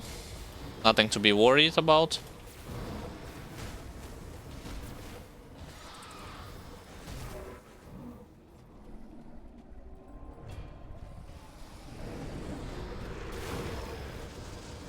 Yeah, like this barrage of red spheres is going to kill you on ultimate, believe it or not, unless you're going to use the damage absorption or mitigation effect.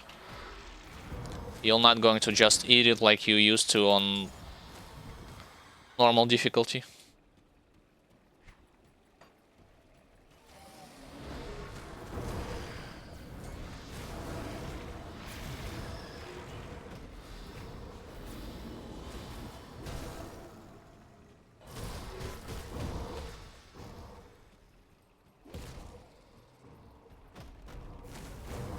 Yeah, sure, I'll do this strategy, this cheating strategy through the wall if possible.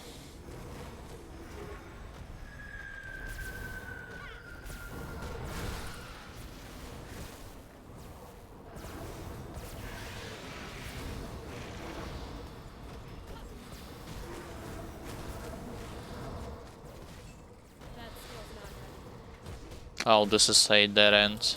Fine.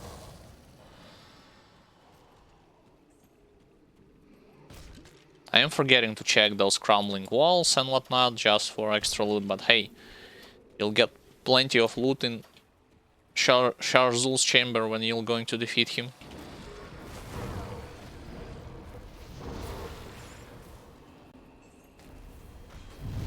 Oh, come on.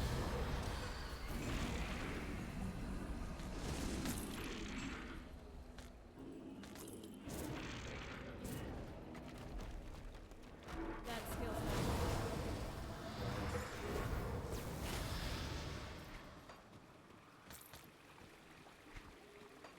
Let's continue to go there.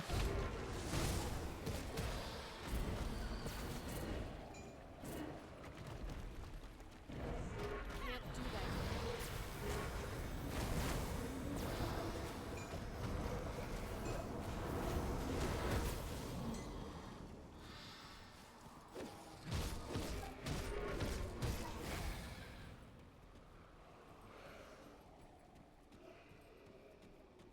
I should already be close enough to the point where I need to go to the second floor.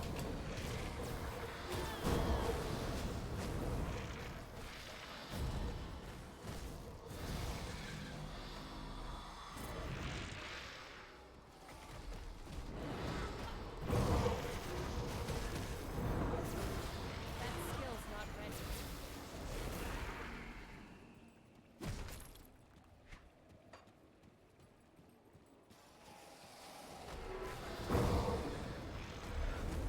Alright, slowly but surely I'm leveling my Raise the Dead ability, that's good.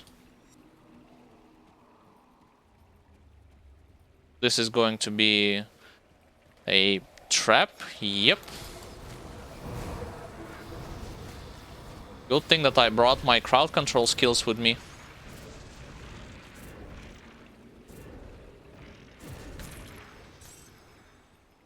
And those demons will spawn That skill's not ready. sooner or later. I mean, I'm waiting. Or not. No, they will. Yep, so this is why I was waiting on one place.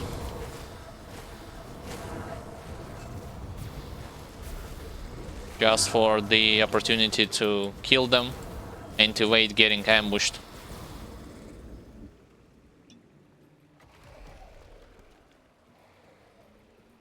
Now that they are being dealt with, it's time for this guy to go, as well as this melee who hits me from up front.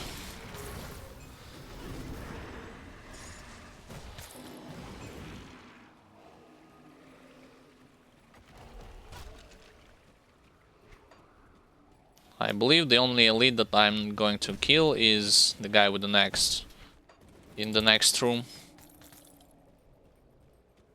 So I'll use my totems preemptively right here, and then I pull all the room like a moron in this choke point.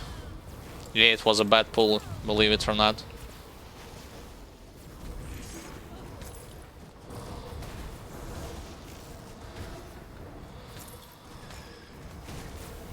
Initially I was going to pull like perhaps one or two elites, but not the whole room. It's just that I only then noticed that all of my skills are AoE based, so even if I can, the only way I can pull them separately is by using some form of ranged auto attack. And even then, there is no guarantee that you're going to aggro a couple of additional monsters to you.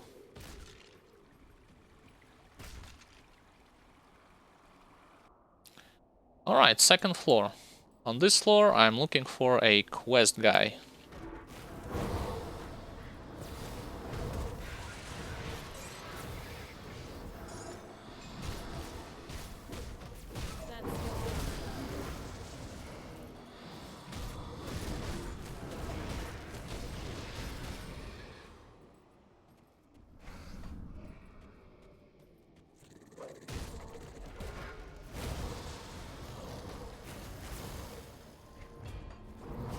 That skill's not ready. It's a trap. No, it's not.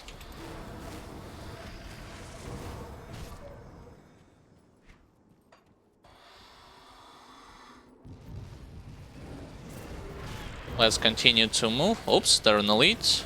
There is an elite, so I need to stop a bit for me to kill this guy and get his marrow bent, whatever it may be.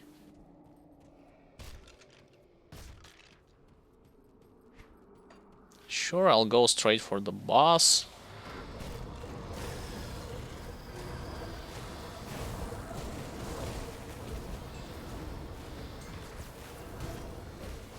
Oh, the boss aggroed with the whole room itself.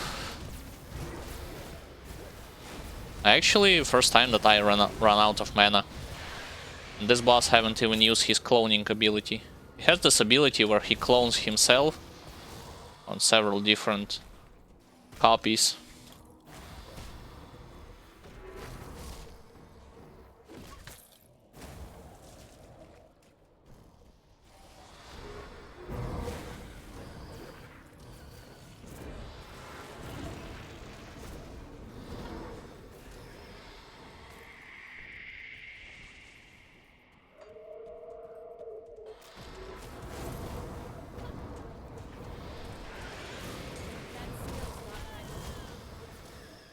Yep, I am getting hit a lot.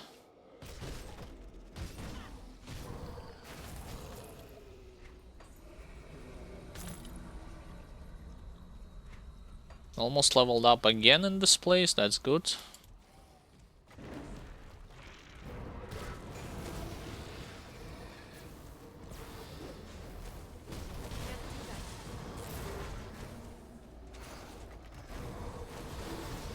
Open the gates. Good thing that my skeletons initially blocked his charge.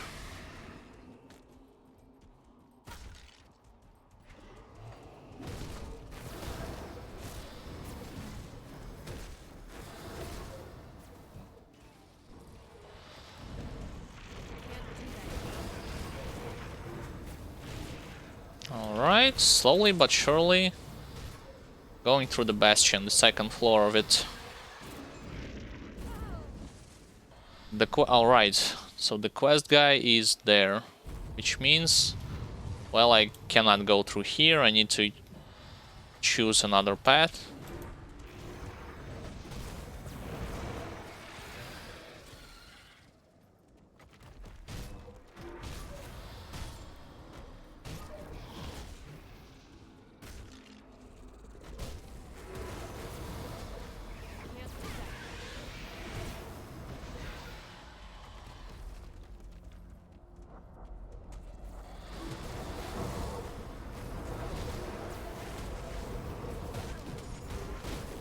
Yeah, in mid combat it's hard to keep track of your debuffs that much, especially the Bloody Pox effect. I mean, to be honest, I would have prepared, even with the help of Grim Internals, I would have preferred for them to do a separate icon for debuffs on even on regular monsters.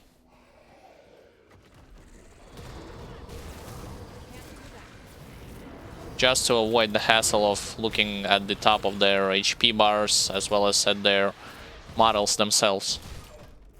I'm talking about the Pox effect. And about the health bars, this is actually the Curse of Frailty effect. So those are the two separate things that you need to keep track of.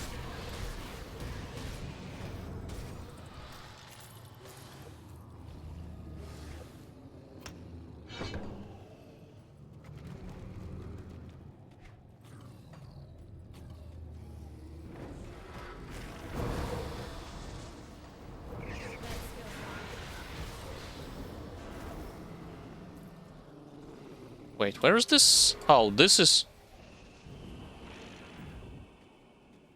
Isn't he supposed to be the quest guy that I do need to kill? I mean, he's the Unraveler. Come on. Where is my... My Curse of Frailty wasn't working at him for some reason.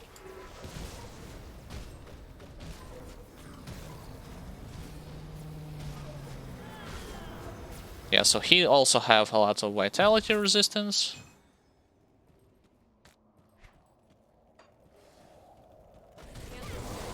Oh, it's actually not the same guy. But that means he is going to be a bit later.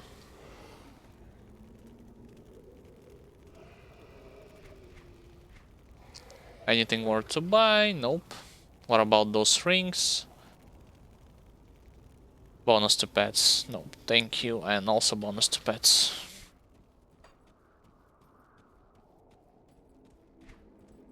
So the quest guy perhaps should be later on. I mean, a bit later. In terms of where he is located at the map. Yeah, there he is.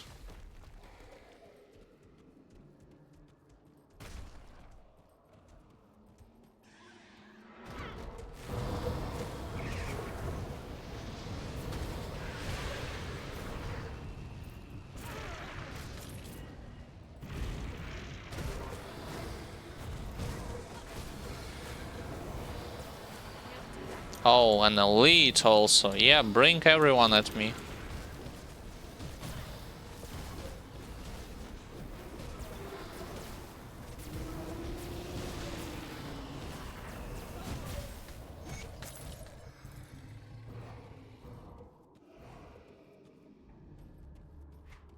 So second floor almost clear, the only floor left is with the Sharzul.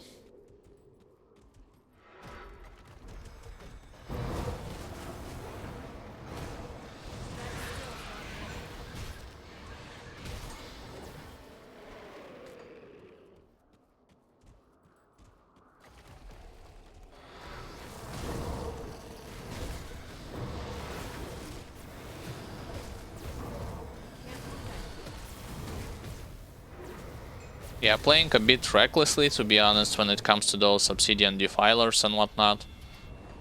Going closer in their melee range instead of attacking them from afar.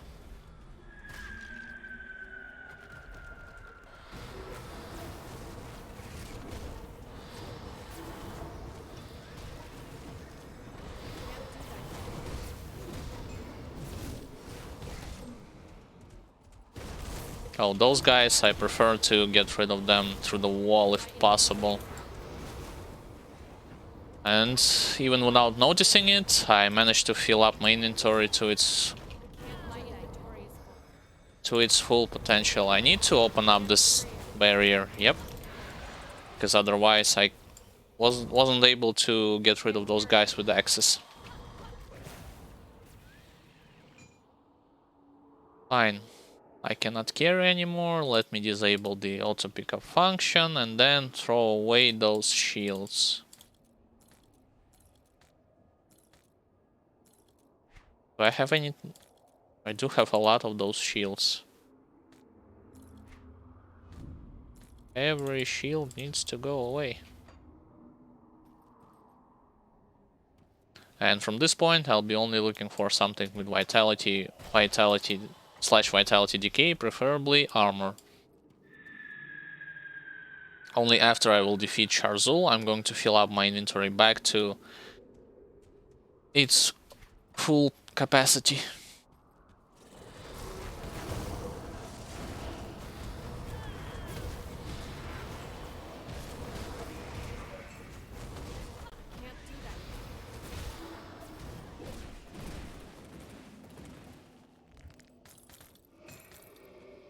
Sapphire, Arcane Blaze, Fire Eater, nope. Though this is again a shield.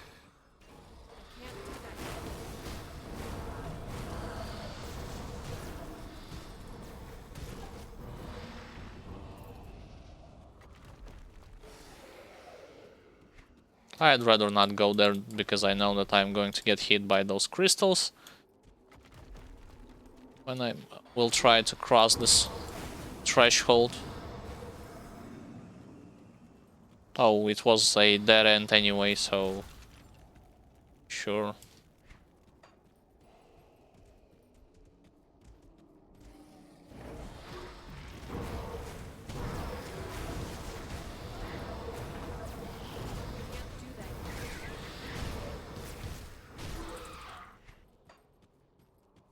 So to reach Sharzul, I do need to go to the right.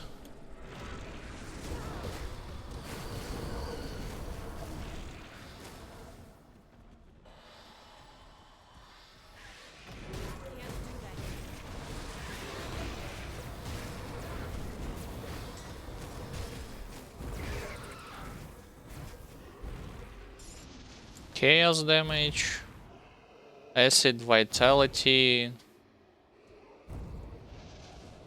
very low amount of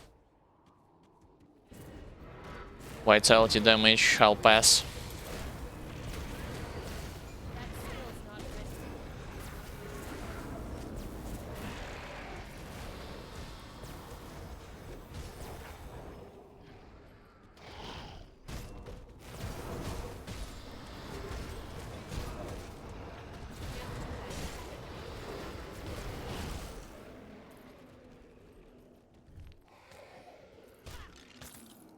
What do we have here? Vitality Eater damage.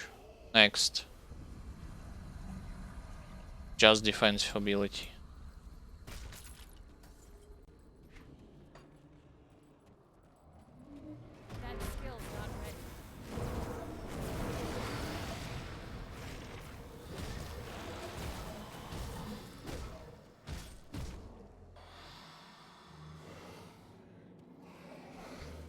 Yeah, most of the gear is either fire, either something with elemental, or straight like fire damage.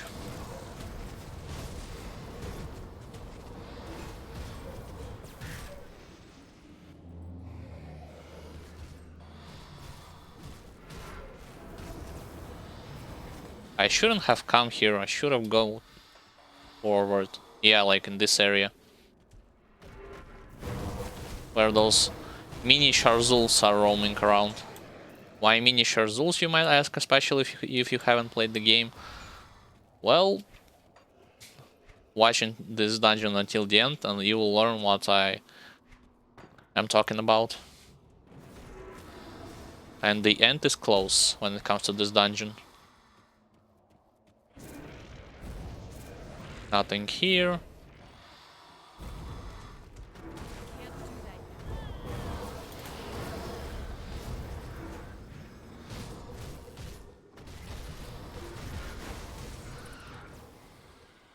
Elemental burn damage. Yeah, I believe it's actually a Sharzul fight. Yep.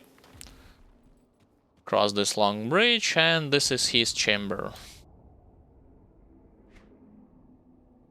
Same tactic.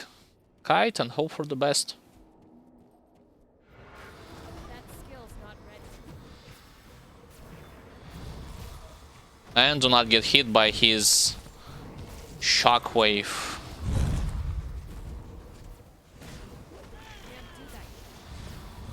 Debuff him if needed. Use a potion and then kite back. That skill's not ready. Yeah, I got hit a lot by his melee attack, but... Alright, let's not die from those crystals. White touch, obsidian, more cleaver.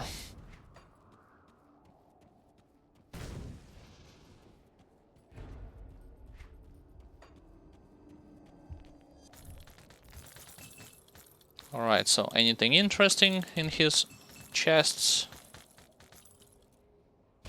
Few of the blueprints, I learned them. Actually, only one. Last two to fire strike. Shrapnel pistol. So let's check. Maniacal assault ham, chaos poison, physical damage. Physical damage. Just stats. Fire damage.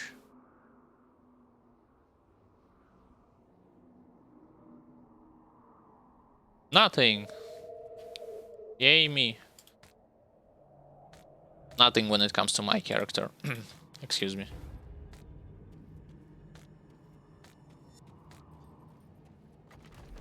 Alright. Let's get back to Outcast and speak with her.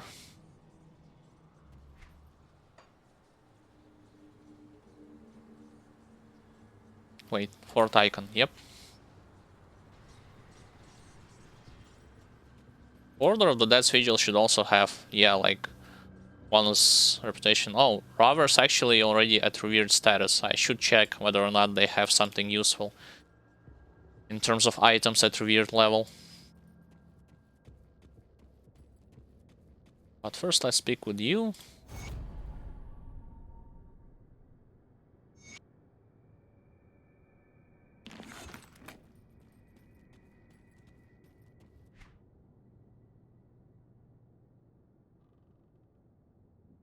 Outcast already reached revered status.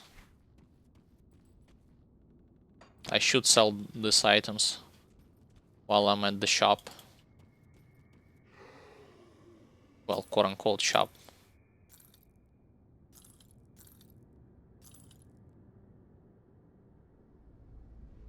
%66% vitality damage. I do need to have more.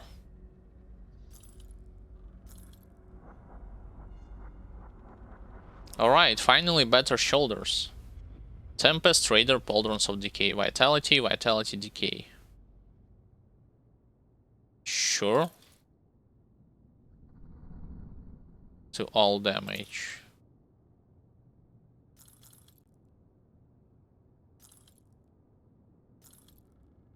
Ether damage, Pierce damage.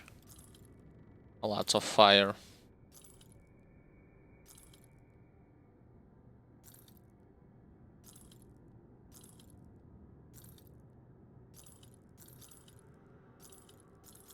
All of those melee weapons I'll sell instantly, as well as ranged ones. Not going to even check them.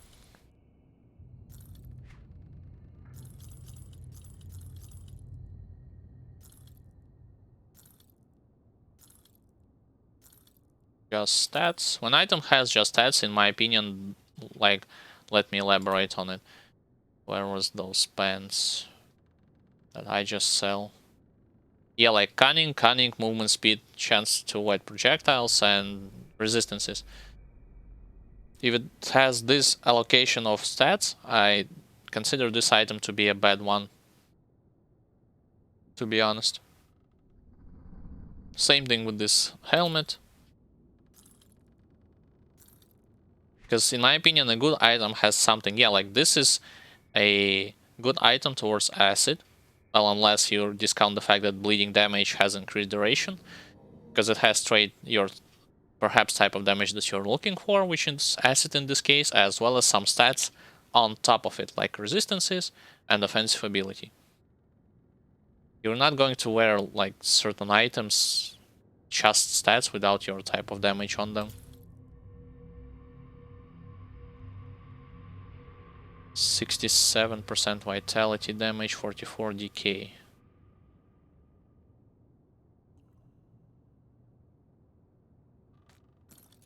I'll save those shoulders as well.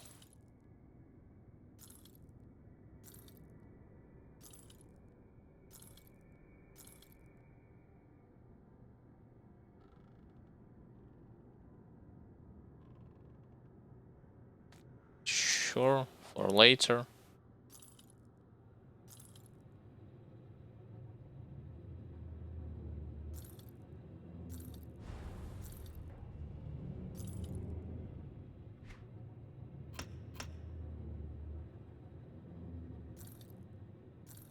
And the last inventory slot.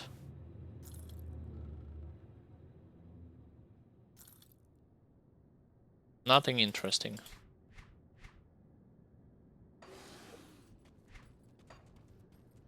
So the final quest is to go to Port Valbury and kill the Archivist Talon.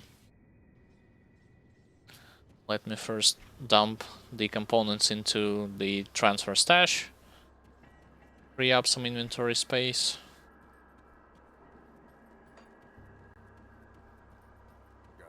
Also, I do need to visit Rovers just for the sake of it, like I said, to check what they have to offer. It's safe with me. Promise. Come see what's left of my wares. First, let's jump into Devil's Crossing to change quickly those shoulders. Let's take a look, shall we?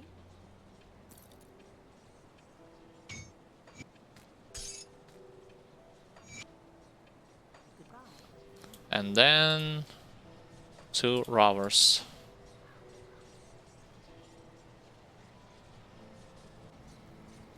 Alright, Rovers, what do you have on revered status when it comes to vitality? See anything you like?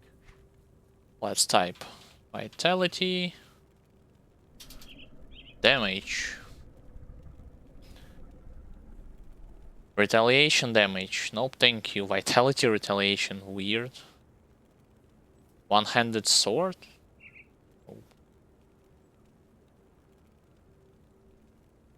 Level 70. That's too early for me to level. So scepter. Bonus to pets. And level 70 armor. Which requires some more spirit for me to wear it. Fine. Nothing useful in particular. It's a good use. The next option would be to check Homestead, because they had, but at revered status, because they had the book that I am wearing right now. I mean, you see Harvest Ledger. I had bought this initial book when I was respected with them, I assume. Yeah. At this stage. So let's go there and check. Perhaps I can buy this book right now. although I highly doubt it. Nevertheless, it's a good idea to just check it. Yep, this one, level 70, 604 spirit.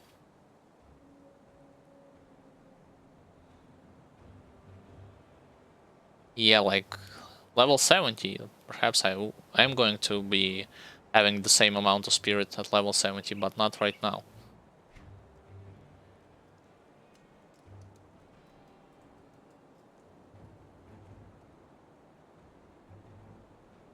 And this thing I already learned, I just need to craft it. Iron well spent. Alright, so the visit to Port Wildberry is going to happen next time on next stream.